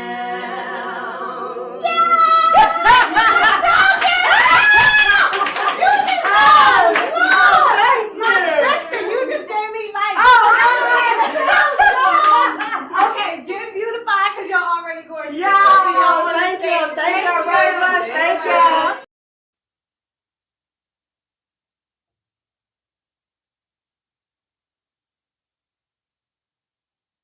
It's your girl Lauren Sizzle, and you are now tuning into the Sizzle. Thanks, Spark. She got my music ready. So make sure you guys follow We Talk Weekly on all social media and major podcast platforms. And you can also support our work by making a donation to Cash App, $ We Talk Weekly. No donation is too great or too small. All right, so Kanye West, he is recalling his threesome attempt with then girlfriend Amber Rose and Nicki Minaj during an interview with Big Boy TV. So Ye pitched the idea to incorporate Nicki Minaj in the ordeal. He pitched the idea to rapper Safari, who at the time was dating Nicki Minaj. So Kanye claimed that he had no idea Safari and Nicki Minaj were dating at the time. Kanye was working with Safari on his 2010 album, My Beautiful Dark Twisted Fantasy. So prior to this, Nicki had wrote in her Monster track, if you remember the Monster track, she wrote, besides Ye, they can't stand besides me. I think me, you, and Am should Minaj Friday. So, well, I guess those little bars that she kind of put into the song made Kanye jump into action and try to make those lyrics a reality. So when he was on the show and he's describing the conversation between Kanye and Safari, and Ye was like, so we down doing Dark Fantasy, which is the album, and he in the studio. I'm like, yo, Safari, you think Nicki would let me and Amber hit like what she said? Like he said on that song. So that part of the interview got, tweeted out. I forget who tweeted it, but Safari did comment on the tweet of Kanye saying that he was trying to set this little affair up. Safari commented and was like, yeah, that happened. So do you think that like Kanye should have kept that to himself, or like...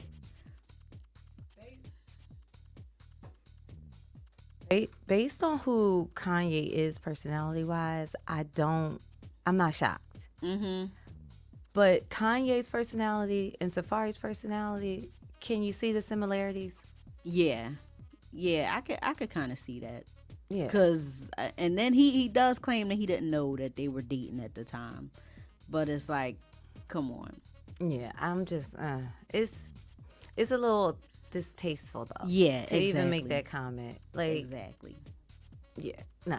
Right, because it's like now Kanye's supposed to be like married. Yeah, you married. She's married and all that. This was 2010.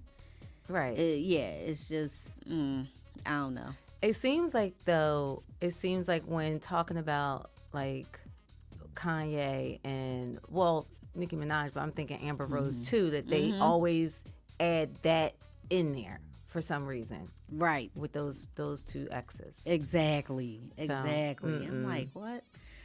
But, I don't know. But okay, since we're talking about Kanye, what about did you see the story with Kim Kardashian and his new wife? Oh yeah. Bianca. Okay, they Well- were sitting somewhere, but they look alike. They do. They look They like they do. sisters. It's like she looks like a Kim Kardashian clone. She does. And Yeah. it's I don't know. I got my whole feelings about that because I really feel like he's just using her for like news and clickbait and stuff like that. Because I know at one point he always has her out and like barely nothing on. But is that just him having her out, or doesn't she have a say in that? Like, why is she allowing herself to be like that? I don't know. Because even Kim don't get like Kim does it for like the magazines or photo shoot, which is still be like racy, but she's doing it. It's as if you have to purchase this or Right. there's some return on her investment. Exactly. That's not what I'm getting from her. Like they were walking in the airport terminal and she Right. was half naked. I know. It's crazy because I think her dad called him out on that. Like, why do you have her? Oh, her always father like did? that? Yeah. Oh. Yep. And I didn't know that. I think he didn't really have any, too many words for her dad. But then at the same time, a lot of people say that it always looks like he has her drugged up. Like she looks like a zombie, and I can believe that. I can see it. I mean, from like judging a book by its cover, it looks like that way because of how she's dressed as well. Exactly. So okay. Exactly. Yes. All right, so we kind of had our sidebar about this last week, but 39-year-old Drea Michelle, she is facing some major backlash after announcing her pregnancy with 22-year-old Houston Rockets player Jalen Green. So everybody is, Drea has a son who's the same age of her 22-year-old now child's father once the baby's born. Okay. And many people are just like completely outraged because of the huge age difference. And then you got celebrities chiming in. Some are like, they're both adults and this, that, and the other. But then you have celebrities like Joe Budden who is calling it grooming.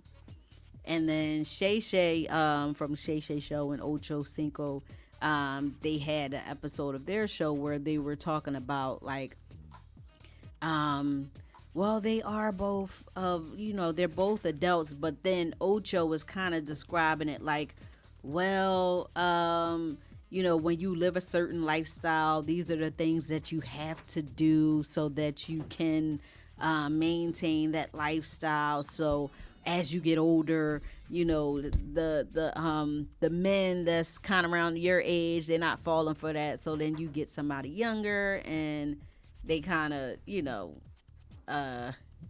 get somebody younger and then they're kind of like falling for whatever it is that. So basically he kind of like described it and then turn around and say, well, I mean, I'm happy for him or whatever. What are your thoughts? Like, is it grooming? Is it, You're not gonna like what I gotta say. So I feel like first thing people say is men do it all the time. It's a double standard.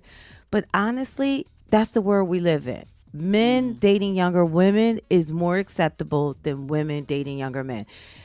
I don't think that this young man can teach Drea anything. He is the same age as her son. There's like, what is it that, to me, it looks like she's securing the bag. It looks like she's like, listen, It looks like it. yeah, to you? I said it looks. I mean, you that question was rhetorical, right? I get it. Yeah. Yeah, I have a 26-year-old son, and if his friends show attraction to me or anything like that, I'm appalled. I'm like, yo, boy, you better go. I mean, but he's still a grown man, and that's the argument. He's a grown man, but I just think Drea's like, Yeah, that's not it. because even before y'all got in the bed, you had time to think. Yeah. Not only that, I mean, she's a mature woman. So she is for me, it's something to say that you already been around a block, so you already know how to pivot through guys.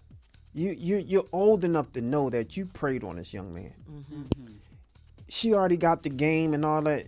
Literally, he's 23. Her son's age. Yeah, but he still have a mind. Boys still have a mind of an 18-year-old. Oh, you're saying it ain't like she's like 50 and he's 40. Like okay. So his mind state ain't even there yet. So this 25 this is probably the baddest chick he ever got in contact with. She's older, so that's attractive. So I'm asking, like, where's his mom? Like, where's his mom in all of this? Not only that, sisters, aunties. 22. 22. The same age as my son that I used to wipe his butt. Like, come on, man. It's sick. The whole thing for me, it just ain't a good look, period. And I mean, you talking to somebody who, I love Drea. Like, I thought she was thorough. Like, I liked her, right? But this is just not a good look. And there's no way that you can. So what about the double standard part? No, where the men, I'm asking. I got you. But even still, it's already scientifically proven that even at 18, the mind of an 18-year-old woman or female is so much further than an 18-year-old male. That's a fact. I'm not talking about the double standard. For me, it's more about what really took me was she has a son the same age and you used to wipe his butt. Like, literally, you birthed this young man, wiped his butt, and you dating another young man the same. That just don't sound right to me. Right. And as a mother, all the women out here that saying, no, if you had a son that was 22, you would not let him date someone like Drea, period. Yes. Knowing that you already know the game. Right. Knowing that literally she's only after a bag. Period. There's no question about it. So if you want to talk that, kudos to y'all do what y'all, but you know you're lying. Period. That's all I know. Yeah, because he signed this $40 million contract with them, but he could potentially earn $250, $300, and he's 22. So if he's in the league for up until he's 37, 38, whatever, she, I think, could be receiving, based on numbers, maybe 2.7, 2.5 million a year. Yeah, that's over the next 17 years. It's like, it's well calculated. Yeah. She did her homework. She did her homework. Yeah. And he probably smitten because she can do that. Like, older women can do that to a younger guy, let alone someone who ain't never been. You how many thorough chicks have you been with at 22? Yes. Right. And for those of y'all trying to bring up Al Pacino, talking about Al Pacino did it, that was disgusting too. Yeah. As well. I don't Woody care. Harrelson, all of them. It's not a good look. I don't care. It ain't no double standard. It just ain't a good look. No. Period. 22. Yes. You 30. You're a grandma to people. Yes. And when she's 50, the baby's 10. You got it. Man, that's it. All right. So the Celebrity Sizzle Award of the week goes to Tyler Perry. He is donating $2.75 million to 100 older homeowners in Atlanta to make sure they're able to remain in their homes. Tyler Perry contacted Atlanta Mayor Andre Dickens about helping older residents who are on fixed incomes to be able to keep their homes amid rising real estate taxes. So the funds will cover city, county, and school taxes, and Tyler Perry will also cover any increases over the next 20 years. He's already donated $750,000 for the first year, with a pledge of $500,000 over each year over the next 4 years. So shout out to Tyler Perry. I'm your girl, Lauren Sizzle, and that was the Sizzle. And that was the Sizzle, ladies and gentlemen. I'm your boy, Charles Gregory, with the beautiful Lauren Sizzle. Beautiful. Classy Lady Sparkle. Shout out to Blessed. I want to put Balance on. He said, with all due respect. What you referring to, Balance? He said, with all due respect, is she available? Talking about Drea? Yeah, I don't know. That's what I'm asking. He might be talking about one of y'all. Talking about Drea. No doubt. So look, I don't want y'all to go nowhere. When we come back, we got a dynamic interview, ladies and gentlemen. We'll be right back after this. What's going on, you guys? This is Bridget Kelly, and you are locked into We Talk Weekly.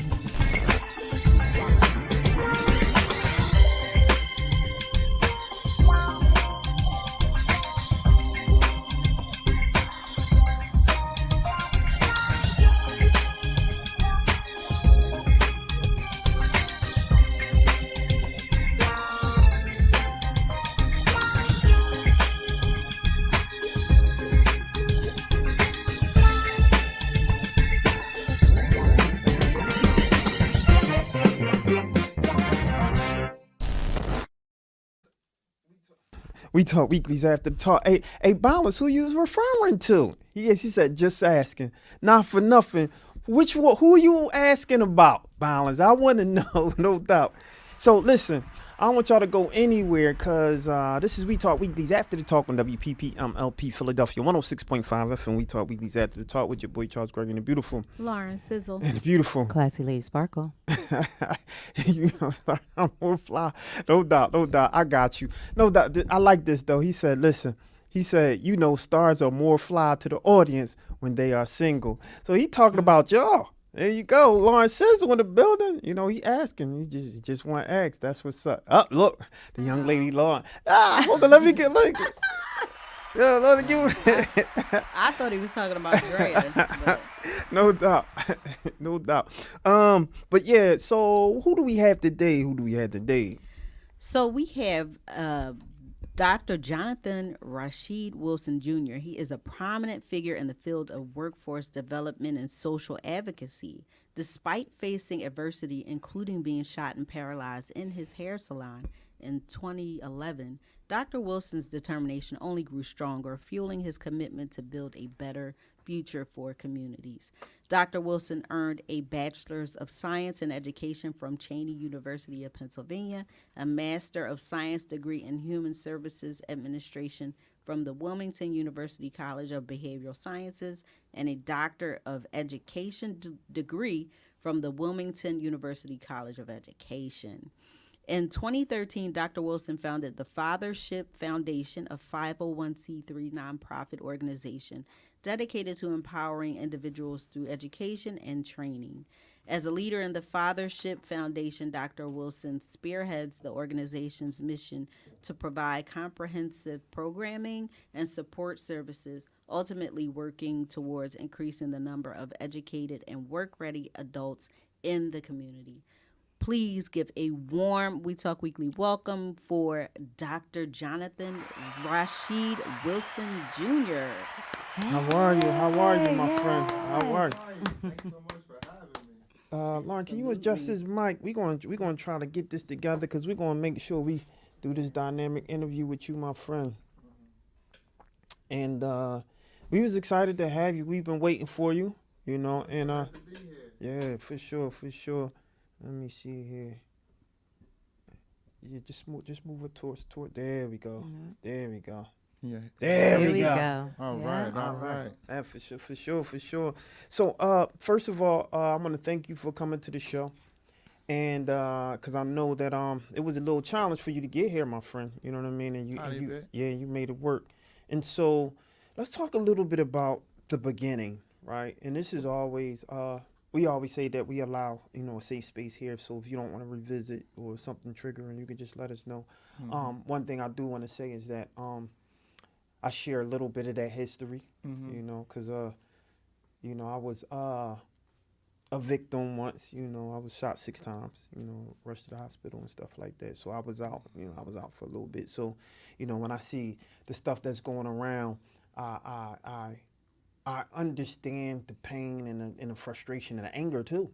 You know what I mean? But also the repairing, the rebuilding, right? Mm-hmm. And so I would love to, if you're open, to talk a little bit about that moment, and then how did you, emotionally and physically start to build from there to now? You said the shooting? Yes, absolutely. Well, the last shooting, that was 2011. I've been shot like 4 different times. Right. So, but the last one was the one that actually confined me to a wheelchair. It's definitely been a journey. From the moment that it happened, of course, as you alluded to earlier, somebody tried to rob my salon. Okay. And I just didn't respond the right way. I stand on my feet all day for this. Like, you're not taking this. So fight ensued, physical fight, and then the person started shooting in the building. Mm. So I got actually hit with a stray. Oh, okay. Trying to take the gun, so that's what happened, man. We can't cry over spilled milk. Yeah. Generally, so what happened, I fell, and it's not like the movies, like your whole life doesn't flash in front of you, any of that. Yeah. It wasn't blood everywhere. I actually I had no blood. It was internal. Mm. I only got hit one time. Yeah. So, but the scariest part was when I couldn't hear myself talk, and I fell and I didn't have no power over my legs. Yeah. So at that point, I don't know what's happened. I just think I'm about to die. So I made a peace with it at that time, and just started naming everybody that I loved, and that I also told God that I wasn't finished yet with what I was doing. So I was doing a lot of stuff in the community at the time. I actually was not involved in any kind of crime or anything like that the last time I was shot. Yeah. So it's definitely been a journey. I woke up in the hospital. Woke up in the hospital, couldn't walk, man. That was tough. It was tough. I remember the Super Bowl happening, everybody coming up to the hospital, stuff like that, and just trying to figure out how I was gonna make it work. 'Cause I had all these big plans. Right. I have been doing a whole lot of stuff in the community the last couple years. Had already changed my life already. So I ended up closing the salon because I'm a celebrity barber at heart. You know, I work at the hair company. I'm a legend in Southwest for cutting hair. Yeah. But after that, I had some education already. So I had a special ed degree, but I had been cutting hair and do a little substitute teaching and stuff like that. But at that point, I was like, well, I want to do something a little bit bigger. And I'm not going to be able to cut hair. Actually, I could have, but it would have been hard logistically, getting in and out. Even though I had a lot of community support, the issue was that I got shot in the building. Mm-hmm. So all the kids, the people just scared. I got to pay the bills. I can't just have a business to have it open. I need to be making money. Mm-hmm. And unfortunately, I was just breaking even. Yeah. So I had to make a decision, okay, what am I going to do? So some years earlier when I was in jail, I had come up with the idea of the Fathership Foundation, but I really didn't do much with it because I got back out and started cutting hair again and started just doing what I was doing. I was like, that would be a good idea to start that now. Right. The need is great. Yeah. You're more evidence that the need is great. And I got started on it. So I went and got a business plan done. Called a couple of old heads, Popcorn, Vic, told him what I wanted to do. And Tony was really like a support, because it was a whole career change from cutting hair to doing something academic. And I was kind of getting my feet wet with the academics, just substitute teaching, being the super sub, just coming in. But then I was like, I'm going to be more serious as far as education goes. So I went and got a master's. I got Tony told me to get my business plan first. So I got my business plan together and took that to the master's program with me. So I must have presented the Fathership Foundation as a PowerPoint 15 different ways, 100 different times. Yeah, no doubt. You know what I'm saying? So by the time I got ready to walk, it was like, it was tight. I used everybody that I went to school with in them groups and, the group, class group presentations and stuff. And people had added their expertise and knowledge and talent to it. And it was ready to go. What I didn't know about was the fundraising scene. I didn't know that was going to be that hard. Mm-hmm. I thought that I was, the programs and stuff would be so good. And I had such a rich life experiences that everybody's going to fund me. Yeah, you preaching to the choir. Yeah, but that wasn't actually what happened. That was a skill that I picked up probably about 2 years later, 2015. 2015, no doubt. And so after that, you come out and you start this initiative. What was that aha moment to say that I'm going 100% into it? You know what I mean? I became a research assistant on a study that was studying violence in Delaware, in Wilmington, Delaware, in 3 different zip codes. And when I got, I was just I had a tough job. I was cleaning interviews, and if anybody knows what that is, that's like, you interview someone, and then a research assistant like me has to go through and make sure that every word is exactly, the transcript is exactly what's on the, and that was tough. It was just like, it's called cleaning the interviews. Okay. So somebody may say, I'm about to run around the corner and see this bee, and you have to be, it's the person, you have to say, run around the corner and see. People might not know what that means. Got you. So the interview, so you have to go through that with everything. Or slang, you got to translate what somebody said, just going through clean interviews. But the kind of research that I was involved in was called participatory action research. Okay. was a gentleman, Dr. Yasser Payne out of the University of Delaware, a professor there, criminology department. And he was the principal investigator of the study. And just being on that study let me know that it was a lot of work, how much work it was to be done as far as addressing health, wealth, and educational disparities. Wow. If you, so after that, right, you did the research, was the assistant, and you found that aha moment.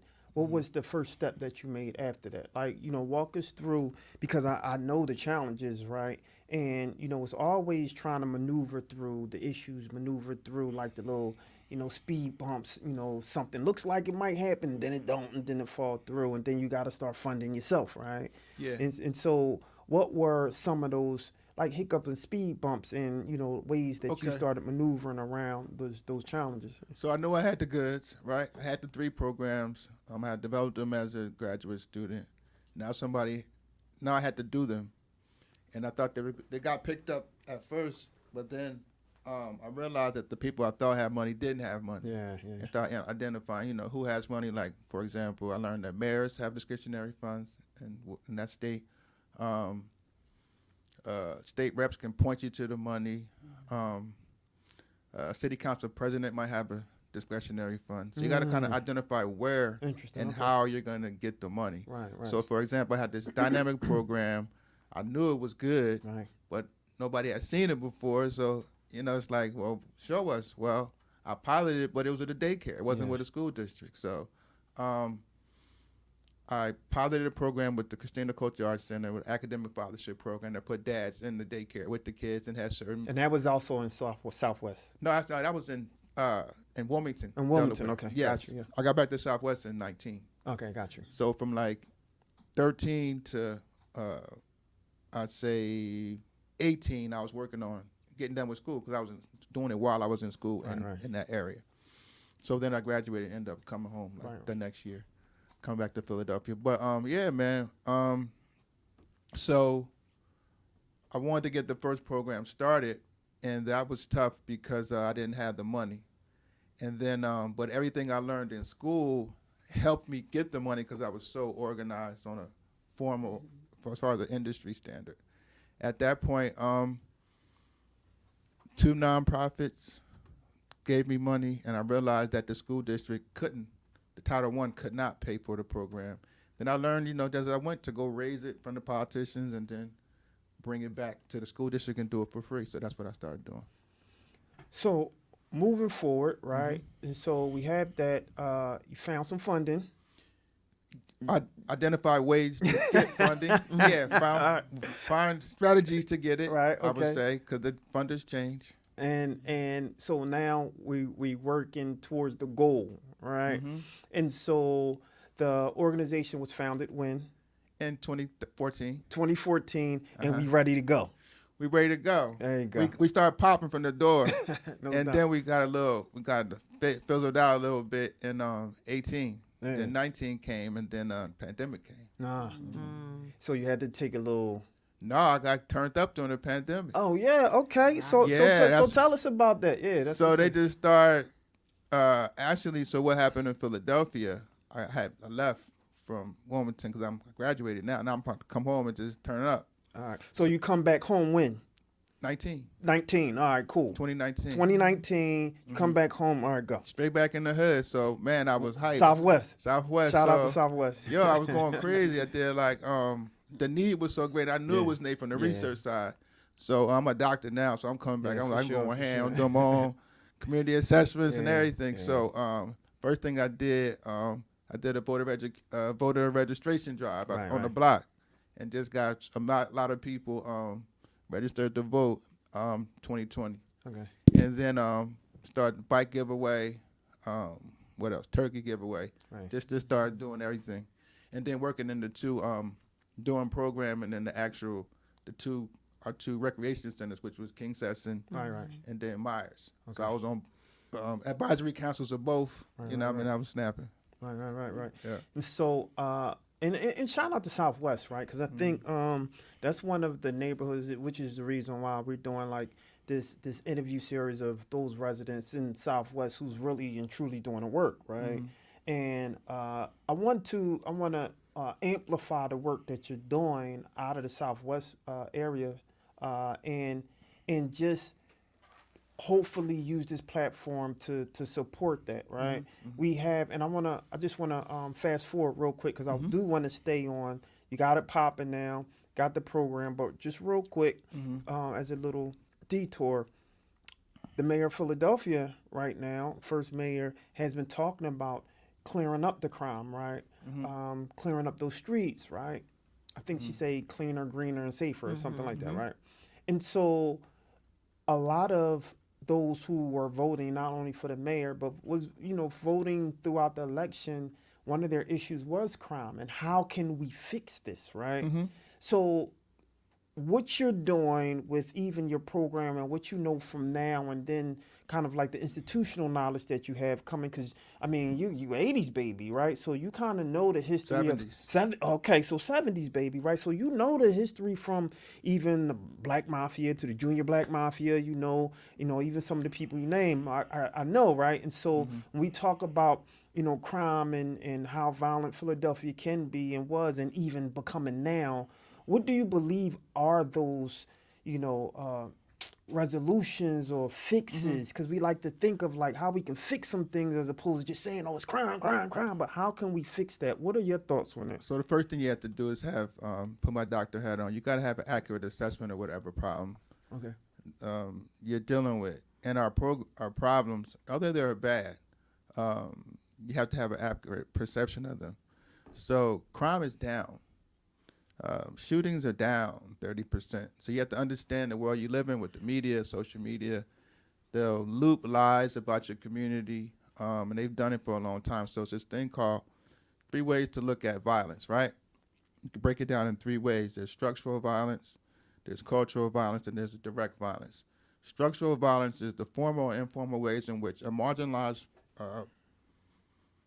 segment of the population is kept from their natural needs of health, wealth, and education, things like that. And I say formal or informal, so a formal example of structural inequality, it's in the structure, it's in the system, right? Would be Jim Crow apartheid. We had that for 92 years, right? Back of the bus, you can't go to this school, redlining, and everything else that the patterns and practices that came from the public, right? So that shut us down. That sustained poverty for years. So our issue is that if you want to know about the deep reason what's driving crime, it's just the poverty level has not changed. African Americans only hold 2% of the wealth in the country. That means all the Jay-Z's, Obama, Rihanna, everybody together, 2%. Now, as a doctor, I understand statistics, and that is statistically impossible without something else happening in that environment. And that was Jim Crow apartheid for 92 years. So you couldn't produce any wealth. So wealth is usually passed down in vivo while somebody's alive. Your grandma or your dad give you your starter, take some equity out of this house and get you a house at 24. Right. Or post-mortem, your grandma die and leave you 50 million acres. That doesn't happen for African Americans. Most families are born at ground zero, working poor or abject poverty. So in a lifetime, you can't build wealth. You can only build some income. There's nothing to pass down. So you say, what's wrong with these black people? Ain't nothing wrong with them. 92 years of Jim Crow apartheid. And if you look at where the shootings and the violence happens, you have the other thing called, before I touch on that, you have cultural violence, right? And those are the prevailing or prominent attitudes about the people that have their rights inhibited that makes you behave different toward them. So say they're criminal, that they only kill people in that zip code because they're bad and they're crazy down there or whatever. They don't want to get married. They don't want to work hard. That's cap, right? But that's cultural violence, and then it leads to what? The direct violence that you see on the news every day. So if you don't have the right accurate assessment of what's going on, you just say something's wrong with black people. Or those are niggers. They the side of niggers act. Lock them all up. Get the soft on crime. Kill them. Throw away the key. That's the cultural violence that keeps makes the structural violence look like it's invisible. So for example, I said that was a formal way with Jim Crow apartheid, right? Informal would be you got the bad hospital in your community. So women are dying from cancer in 19143. I'm just making this up, but they're not dying in the other. Got you. And cancer research is doing so much better, But why are the black babies and the black moms dying? And why is all the kids in this school failing? Because it's bigger than them. It's structural. That 10-year-old cannot control what school we go to, and his library is bad, and he got the least experienced teachers, and the principal don't care. So when you see the grades going down, not because they're just niggers and they're bad, it's the structures. So we have to have the right perception of how to address the problem, and that's what we try to do at the Fathership Foundation. So the Fathership Foundation is a community-based 501c3. We operate in the 51st Ward, where I came up, and then also the 40B, where I'm at now. And we have a brick and mortar now we didn't have when I got out of school, and that's really been helping us to impact the community in a much greater, effective way. Wow. You said a lot. So I guess. So what would be? So if we know that, we think about. So hold on. Go ahead. Go ahead. So it brings me to like how I not came up. I started doing better, even in this space, is reparations. So what reparations needs to look like? Let me tell you what it needs to look like. Okay, I'm listening. Yep. Right, because in that statistic it's statistically impossible for 15% of the population to only have 2% of the wealth. Right. That's institutional racism over time. It's 92 years of Jim Crow, not just like you got slavery was over and y'all was cool. Right. When the slaves were free, they didn't get any income, they didn't get any cash, they didn't get any credit, they didn't give any capital and no land. Right. So what were you supposed to do? We supposed to be at 2%. Yeah. They got laws, formal structural inequality put on the books, laws against you. Yeah. You can't sign a contract. It's in the negative. All right. So what reparations looks like though is not a check. It looks like the pandemic programs. So blacks that already got something going on like me, that got the education, they just need the SBA loan. They just need the low interest. They just need the this, the that. And the whole attitude like, yeah, bring America back. You got to bring Negroes back. That's what you got to do. It's 2%. It's crazy. That means 98% of the wealth is somewhere else. That's why Cleveland looked like North Philly and North Philly looked like Southeast San Diego and looked like, that's why they all look the same. Just a different variety of poverty. Because we're all black. America is anti-black. That's the issue. It's anti-black. They passing laws. You can't have water in the line. We don't want you to vote. We don't want you to do anything because since 1865, right, they have said we are going to replace physical slavery with political slavery because we don't like this 13th, 14th, and 15th Amendment. They got their freedom. They got citizenship, equal protection under the law. Now they can vote. This is too much. And they've been on that since then. So how do you explain, right? Because I agree with you. I 100% agree. I can't deny anything because it's yes. So how would you push back against those that would say, whom may be against the idea of reparations, right? That say, well, I worked hard, right? But they're white or black? White. America's never been anti-white. Yeah, true. So if I put my name on I put my CV out there, right? We don't got resumes, we got CVs, right? I put mine out there, said Jonathan Rashid Raphael Wilson Jr. Ain't nobody calling me back. You put Becky whatever or Joshua whatever, y'all getting called back. See, that's it's anti-black. Yeah, that's the systemic racism. 100%. Go ahead. I was going to ask, so what does the future of workforce development and community empowerment in urban settings look like? What does it look like? Yeah. It looks like people addressing health, wealth, and education disparities, stuff that come from the systemic racism over time.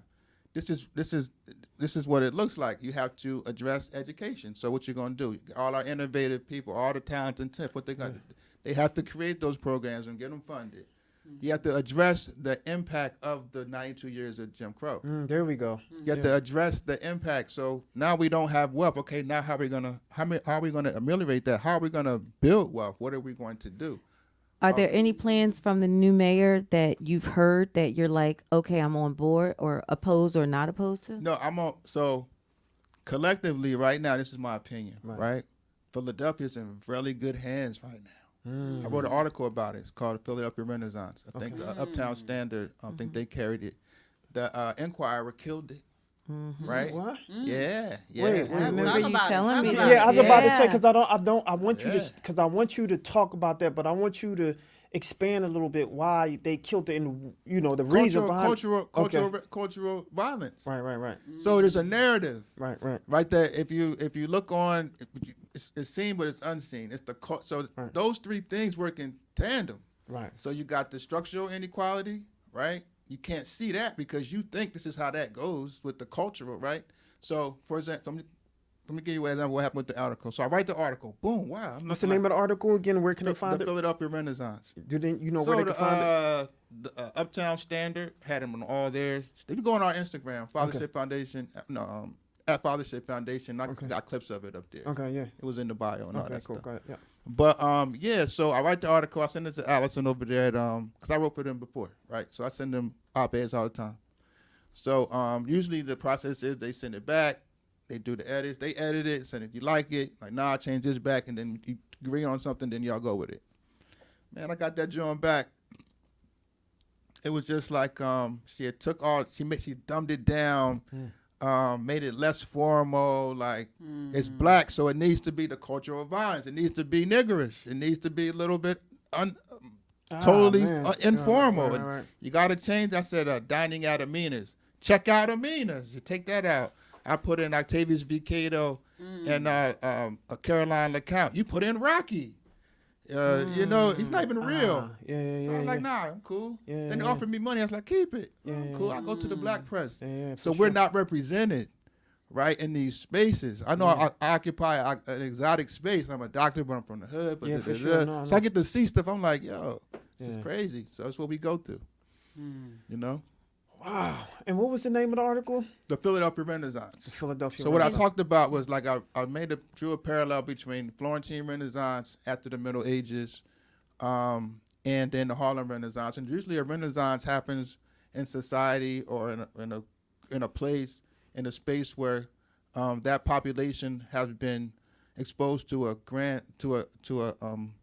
higher level of death and despair. Right. So we had the Black Plague in the Middle Ages, and out of that came the flowering of the Florentine Renaissance, Machiavelli, the Medici, banking, all these institutions that came, Michelangelo, Sistine Chapel, all that came out of this really dark place where everybody was just dying. They didn't know how they were dying. Right. So I taught the same thing. Well, then you had the lynching and the migration up north. Right before the Harlem Renaissance, after redemption politics, everybody starts getting away from all that death and despair and hanging you from trees, all this craziness. And then we had the spike in gun violence here, and then also the pandemic. Right. So I was like, wow, look at Wallow, look at Gilly, look at Saad, look at me, look at all the people doing all this stuff. Maybe it's a renaissance. Right. Look at Kenyatta Johnson, Parker. Yeah, Sherman Parker. All the money that, what's the name, brought to Southwest and West Philly, joining McClinton, her being the speaker. Like this is Renaissance. Yeah, I right? agree. Yeah, right? but My people might not know it. Yeah, but me understanding it, so I just said, let me write this article, and the white people didn't like it. Unbelievable. That's really disappointing. Now, for argument's sake, right? Can we say that it just was pitched to the wrong platform? Well, I For like argument- to for believe argument's sake, that. yeah. I think that, to be honest, I think there might have been some political issues with it. Okay. Because people might have different attitudes and attitudes about the people that I mentioned. So I mentioned Larry Krasner. Okay. And he's been an excellent DA. I agree. With the grassroots, Agree. giving us 100%. money, giving the money, because part of structural inequality is not giving money to people. Yes. So, for example, if you have all these grassroots organizations that understand they have the cultural competence to create certain outcomes, you don't give them any money, ain't gonna be no outcome. See, that's real quick. I want you to hold that thought because that's something that we always talk about. One of the issues that we have always had, especially with political figures, are them implementing or talking about these new grandiose, policies and structures and plans that they have. But we argue that it's already people out there doing that work that you're trying to do. So give them those funds that we have, $500,000 to enact. Well, give that to the organization that already know the street, that's already on the block with Poo Poo and Ray Ray, that already have a relationship with Poo Poo and Ray Ray mom and grandmom, and them. Let them do the work. Yes. Let them do the work, and we always argue That's that why. good stuff. That's why gun violence is down 30%. Yeah, for sure. That's why, because they gave them. They actually flooded the hood with money for people that were already doing it. Yeah. Now, part of that was Jamie Gordier on Yeah. Valentine's Day. People stuff you don't see. They came out the Comedies in Southwest. Okay, In the okay. cold, media didn't come. Greg Thompson, Benjamin, our award leader from the 51st Ward, Right. Greg Benjamin. Okay. Greg Thompson, Dr. Simmons with the seniors over there on 58th Street. Like, Right, people right, were already doing stuff. Right. And we all came out. Larry came out, G. Lamar Stewart. I think the mayor sent a representative, but it was no media there. Yeah. And they said you To got to spread up the the news. budget Wow. because it's $50 million to something like that to fight gun. That's not enough. It's not. So they raised it to like 150, Right. and then the governor got, Tom Wolf got on board, Yeah. and it was just like the Renaissance started because the money train started. Yeah, for sure. And trust me, bro, the crime would be down, but it wouldn't be down. We had some really good people from different, from for sure. uptown, Sherelle and them. Yeah. You had people downtown. Yeah, everybody. Kenyatta Johnson's a monster. Yeah, for sure. He was going crazy on gun violence. Right now, he's a student, not student government, city council president. Yeah, Yes. council You see what I'm president. saying? Yeah, So for Cindy sure. it's just like, Bass is with him. yeah, Cindy. Oh, she's a monster. I just said her thing the other day. So it's like you have the right leaders in place, and Philly can only go up. Yeah. But I think what happens when you look on like No Gun Zone, Scoop Hall, and all that stuff, we come from a tradition of fight the power. yeah, so no, we fight for sure. ourselves True, sometimes, true. but not knowing this reflexively. Say, what you gonna do about this? But it's like you haven't even looked. Yeah, no, for sure. We popping right now. Philly popping right now. It is, and but in defense of some of those people, like I gotta argue that they feel burnt and have been feeling burnt for a long time, right? And by way of who they thought was leadership, right? And so they're always going to push back, but they need people. One of the things that I had against our former police commissioner, right? No matter how great she was, no one ever saw her. She came through the hood. I can't say she came to our hood. She came to 65th Street. Right. She did the violence walk. The sheriff as well. Joanna McClinton as well. Like they get out, but there's some people. Man, there's some people that I ain't gonna talk about. Man, they be on some other stuff. They do. You 100%. got bad leaders. Yeah, 100%, 100%. You know what I mean? Which is the reason why, like, we have the platform that we have. Like, anything that's something going down, you reach out to us. You got us personally, Definitely, right? Reach out to us. We'll pull up cameras and everything and make sure that it's because this right here is going everywhere. Let right? me say this. Yeah, Let me for just say this. I'm so glad you said that because I never felt so vulnerable. And I'm not a chump, right? For sure. Right, wheelchair and all, right? But when I got that email and I saw that thing, I was like, we need black press. Yes. We need black Absolutely. representation. Like it's not funny that this person can just say, "Are we killing this story?" That's crazy. Yeah, no doubt. Without it being watered down and without us niggerizing it, it's not going to get seen. Yeah. It's not going to get read. And then for the black press to be like, well, send it to, we're going to put it on all our spots. But hey, we might not have that much energy, much bandwidth, but at least we on your side. We need that times a million. Yeah, no doubt. No, we 100%. Like this is what we do, and so we always amplify it, which is the reason why we're happy that you're here today. Which is the reason why we know there's a lot of work that's being done in Southwest that people don't know about, right? And you being on here today, I know they're like, "Wow, are you serious?" Which is why I want you to keep talking your talk, so to speak. Yeah. Right? Yeah, for sure. But who I came from, like you got to think about, like we might not have a lot of physical or monetary generational wealth, but in my community, we got generational wealth, and the dudes that we came up under, like people like Popcorn Vic, Tim. You see, these dudes like they just didn't have the resources, but they made the best out of what they with what they had, and then they passed that down to us. So, and I still mess up. All of us do. Why you, like my man Tony here tell me like, yo, why are you out there pulling up a stop sign? Listen, they see you out there, you a doctor, that make like they could, but you just, but you need the older dudes still to come, but you say, yo, you gotta get out, you gotta roll out. Just make sure you come to the cookout, that's it, you don't gotta stand out here no more. No, for sure. But see, that's the generational wealth that we have in Southwest that motivates the guys, that the foundation of the guys like me that are we old now, but that are doing things in the community. And can you tell us about, you just did a community event. It was over 100 bikes that you gave out, and this is Christmas, and you give out hot chocolate. Tell us, like, how can people find out more information on, getting that word out? So the best thing to do is always follow our Instagram at Fathership Foundation, and also on Facebook. Those are the two. In real time, you can see what we're doing. We're having a book giveaway. So we, in addition to the things that we do every day, workforce development, after school program, opening our center to other people, other programs to provide things there.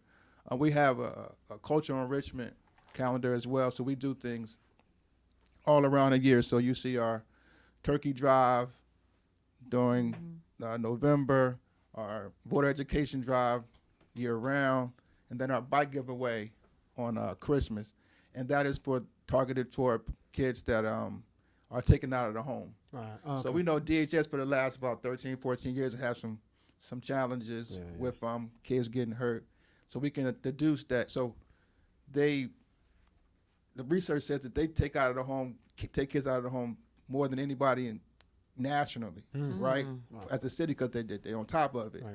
So we can deduce that at any given time, even holidays, the kids are somewhere else than their regular home in an emergency context.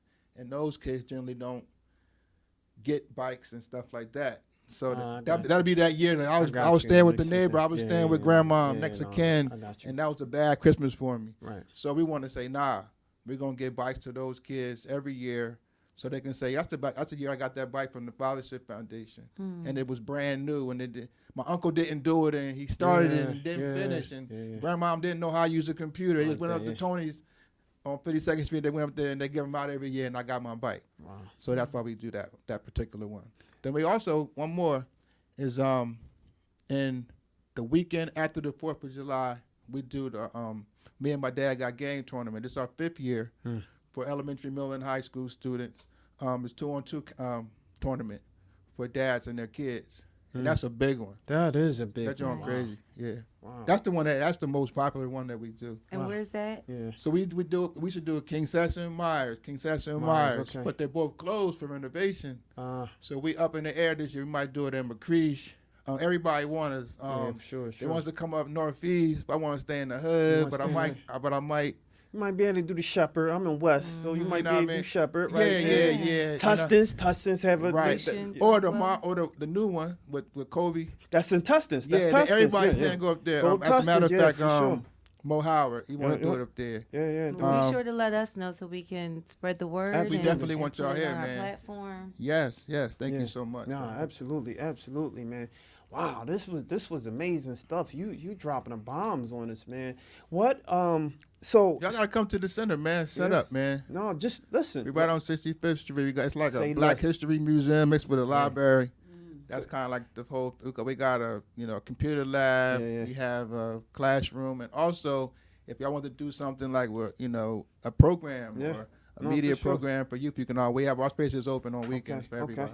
Yeah. We definitely got to set something up. We got to talk to the people, see if we can get more people down there, and unfortunately, it's kind of like we need 50 more us out there, right? That's doing those things, right? Because we want to be everywhere. And unfortunately, when we talk about the monies and stuff, like literally, and this is not to take away from any other the independent media, but we kind of like the only ones that's doing this stuff. But you got Uptown Radio, you have a lot of people out there, yeah. And so that's my guy right there. I was just on a shout out to him. We just wanted to, that's right, that's my guy right there. And so, but it's not a lot of us, right?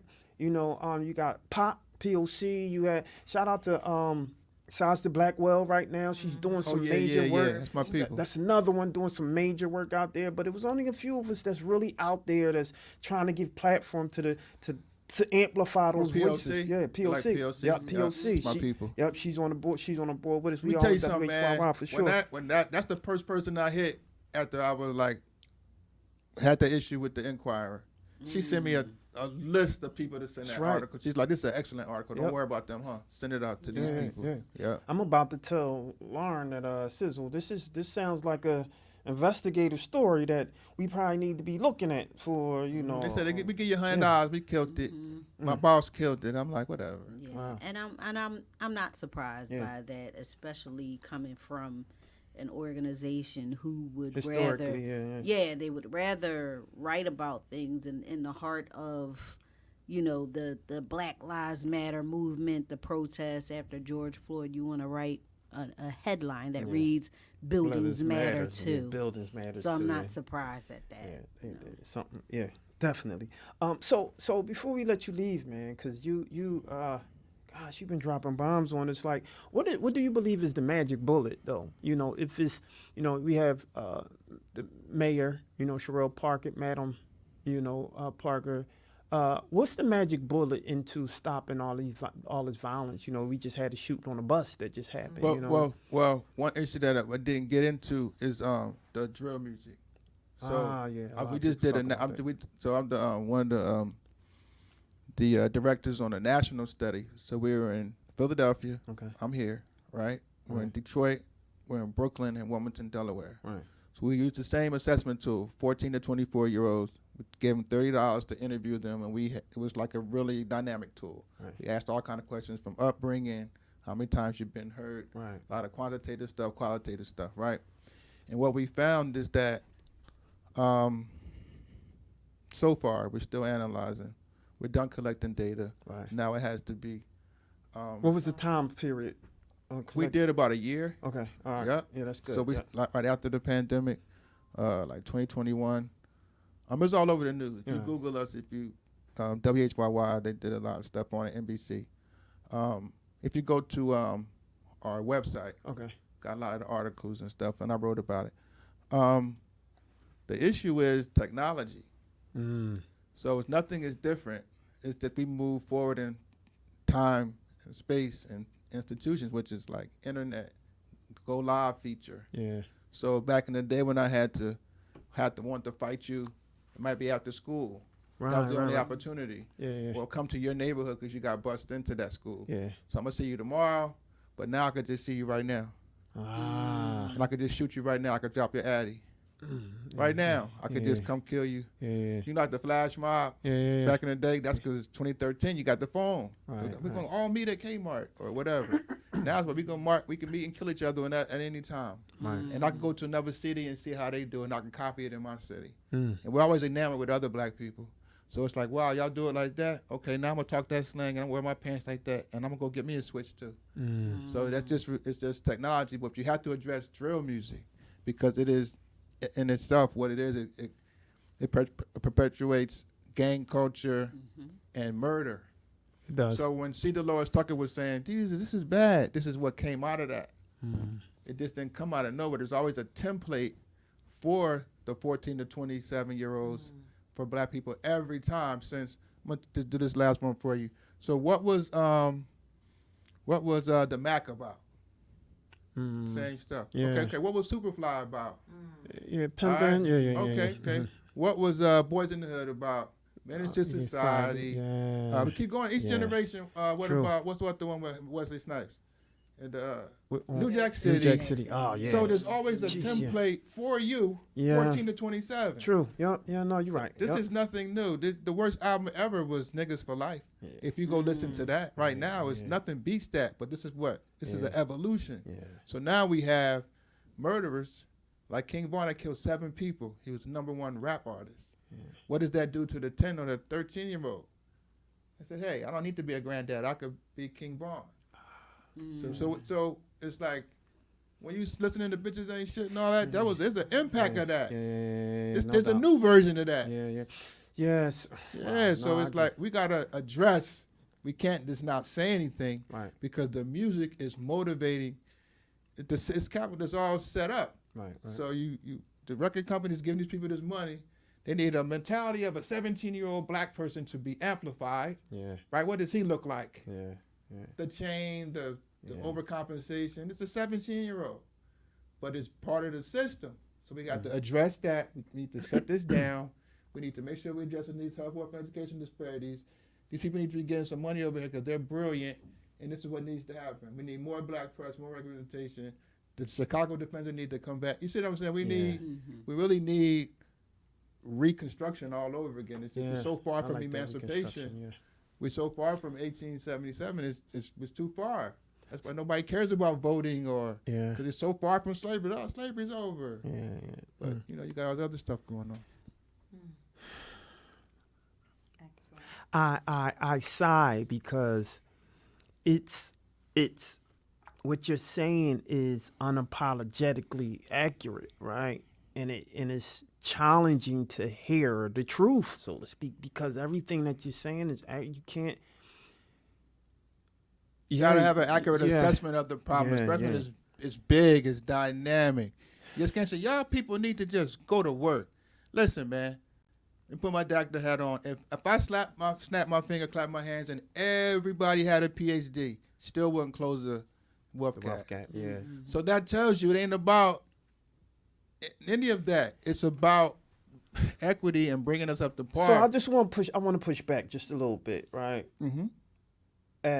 Because you already know what your thesis, your dissertation, you got to defend it, right? So one would argue, well, we can't fix it now. So what can we put in place to be, I hate to use the word Band-Aids, but what can we put in place right now to offset what those challenges are, so to speak? What can we do? Because literally, you can use our system. Okay. So you can keep electing Democrats. That's what you can do. Okay. Because they're gonna give you, say, Biden, right? Forget all the stuff that you heard, you seen looped, on Fox, right? Sleepy Joe. Everything's going to hell. The border got ISIS on it. Whatever. Black people are scary. Immigrants are scary. They're gonna keep looping that. Some of that gets into our little information sphere, right? And then we repeat it on social media. Next thing you say, I'm not voting for Biden. But little do you know, the red states are passing laws against you. They're banning books. They serious. You're talking about Kamala Harris's ethnicity, and they got a lock on the legislature. Where they can say no, where they can do still elections and craziness, right? So this is where we're at. You have to understand that we have to be politically engaged. If African Americans knew politics the way they knew sports, we'd be fine. We would be fine. We would be fine. So the issue is what we have in Philadelphia ain't everywhere. Right. We got the governor, we got the mayor, the president of the city council, and crazy talent state reps. We're the chocolate part of a white state. You got to understand that. They don't like Larry and Krasner, none of these people here in the racist part of the state. This is what was a hub of the Underground Railroad. So you had Harriet coming to Maryland, the tip of Delaware. You had Thomas Garrett getting them in Wilmington, taking them to Chester, right, the edge of Chester, and then you get to Philly, you get to Fifth and Bainbridge, Fifth and Arch, to William Still. That's why it's Negroes here. It's been like this is history. You see what I'm saying? This is history, right? This is where we're at. We're still here. We might not know the history, but this is how we got here. This is why this is a black city. This is why this is not Harrisburg. This ain't Reading. This is Philly, because it's right on Underground Railroad. It's right here. This is a free state. You see what I'm saying? It's free. Yeah, you got Quakers and all that right here. And Germantown and all that. There's a history here. You know what I mean? We in a crazy spot. Imagine there was a lot of people like us between the people right after slavery, the Octavius B. Cato and his girl and all that, and all of them, Lucretia Martin, all that, they was moving here. But people don't know it. But some of the leaders know it, and they pushing forward this renaissance that we're in. Even with this rash of shootings, we still are in a position to thrive here. And I went to a small black school called Cheney University. Maybe y'all on this. Okay, shout out to Cheney. The issue is that what needs to happen in the community, and I'm just thinking about Southwest and Philly, right in the Southwest, is my roadmap to the change that I want to see, right, that I'm trying to be, right, is that when I was at that school, it was about at the most 4,000 students, but that community had everything they needed to thrive. They had the infrastructure, they had public safety, they had housing, right? They had the career advancement. They had the distinguished speaker series, the May weekend. Mm-hmm. They had the social infrastructure that they needed to thrive. It's the same thing your community needs. Yeah. That'd be the science behind the programs that I create.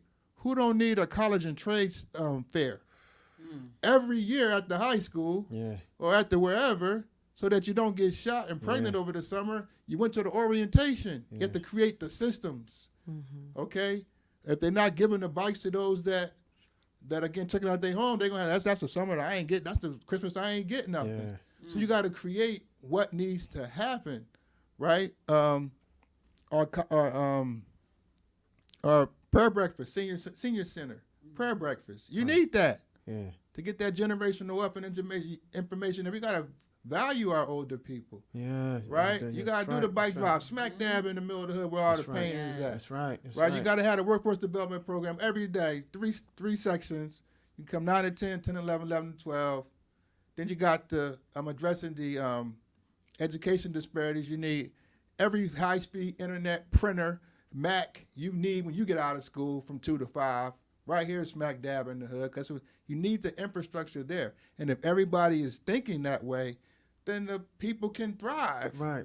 But if the stuff don't exist, then if we can't come to your radio station because we can't come here and broadcast. You have to create what needs to happen. Just like the HBCU, it has everything that a community needs. So you just want to do that. You want to scale that in your community. So that's kind of like the blueprint that I use. You got the answers. I always say, well, what's the answers? Everybody talk about the what, but what's the answers, right? Go ahead, Smart. You had a question. I was just going to say, please please make sure that we get the Philadelphia Renaissance, because we want to. I got it. I pulled it up. Oh, okay. All right. Because we definitely want to. Yeah. And the Uptown Standard. You got it off of them. Yeah. Wow. Well, my brother, you answered all of the questions we had. Just have me back. I want some more questions. Look, I tell you from the door. One of the things that we do is say, once you come to the show, you're a friend to the show, so you always welcome to. We'll have you back every month if you want. Listen, if you man, doing something. Listen, man, you got to get Giroux up here, man. You got to get Coach Rock up here. These dudes is major. Like Giroux got the joint on Glockaware. Okay. Philly. Glockaware. Yeah. The Philly service announcement. Okay. And then you got Strawberry Mansion United. Okay. With Coach Rock, Kenneth Thompson. Yeah. He's a monster down there in North Philly, Strawberry Mansion. So these dudes are just. We had Kevin Upshur, which was my uncle. He interviewed him. Yeah, these are my guys. So it's a lot of us. We need the amplification like you guys. Bring it down. This is you talking to the horse. They say talk to the horse is the horse right here. Bring them on. We're here. We are the mouth of. We like to say we are the mouth of the community. We do this for real. Our thing is always to amplify those voices, because it's a lot of times they don't get heard, and we have the. And I don't want to talk about, because I'm part of the academic space, right? We're all part of the academic space, but oftentimes you have the academic just pontificating over everything, and the people that are not those academics don't understand. You're talking at them, not to them, right? And what we try to do is, remedy or close that gap so it's easier to understand for the people. And, we want to continue to amplify and give the platform for people to be amplified in terms of what's going on, those issues, but most importantly, what are those solutions to those issues? Yeah, for sure. So you're always welcome to come back, my brother. I can't wait, man. Why don't you tell them how they can get it, how they can get in contact with you, how they can find your stuff, all that good stuff. First of all, y'all can Google us. So, just Google the Fathership Foundation. YouTube, same thing. Facebook, same thing. But if you want to see stuff in real time, we're changing the links depending on what's going on. The links in our bio. You gotta go to our Instagram. That's the easiest one. We post there. We interact with that on that platform more than any other. Okay, for sure. All right, there you have it. We're gonna have you back, my brother. I think this is a good moment to say that I want you to look here, and I want you to give a few words or one last word to maybe even those young men that may be looking and seeing you, and they may be lost or something. What would you tell those men? What's some advice or some last words you would give to them? Some advice is always keep your spiritual together, because when you get in trouble, when you get out of jail, that's the first thing that goes is your spiritual. Make sure you keep your spiritual in order, whatever you practice, if it's Islam, Christianity, Buddhism, whatever, keep that straight. Then also, think about yourself as an agent. Like, what can you do to even if it's take care of you, what can you do to help your community? And to try to always be looking at yourself as a community steward. None of us is smarter than all of us. Remember that. And you don't always have to have the answer. Yeah. Ask questions. Keep mentors around you. Make sure you're looking for that generational wealth. We might be in poverty, but you might have a grandmom, or uncle, or old head that got a lot of wealth. You can sit down and soak that up. You can try to apply that. No, for sure. You know what I mean? Yeah, no, that's amazing. I mean, we hope that the little that we do here at We Talk Weekly in terms of giving platform, we hope that little bit will make some type of Hold on, one more thing. Absolutely, And sometimes you can't just clean something up. Yeah. And just everything went to hell. You just got to jail. You just lost everything. Apartment, car, girl, everything. Can't see your kids. Whatever problem you have, right? But you can do little things at a time. Yeah. Right? So if your room is messed up, right? And you don't feel like cleaning the whole thing. And for me, I'm in a wheelchair, so I can't clean the whole thing. But I can stop taking my shoes off and put them right there. And after a little bit, my shoes is cleaned up. That's right. I make up my bed when I get out of it, because I know if I get in the wheelchair, I got to get back on. I ain't going to get back up there, so I might as well do it while I'm doing it. Vacuum while I'm up.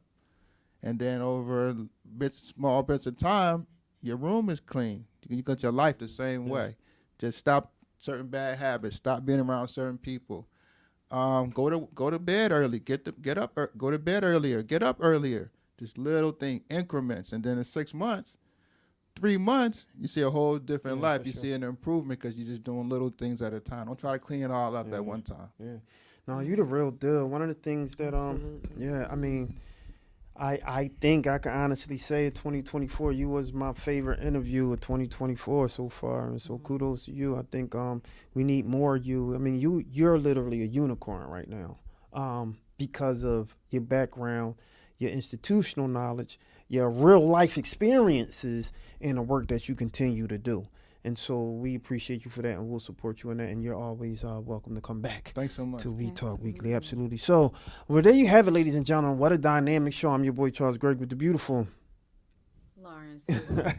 No doubt. And the beautiful Classy Lady and Sparkle. my guy, Dr. Wilson. no doubt. And we here, We Talk Weekly, y'all, and we out here like last year. What a show, what a show. And we out.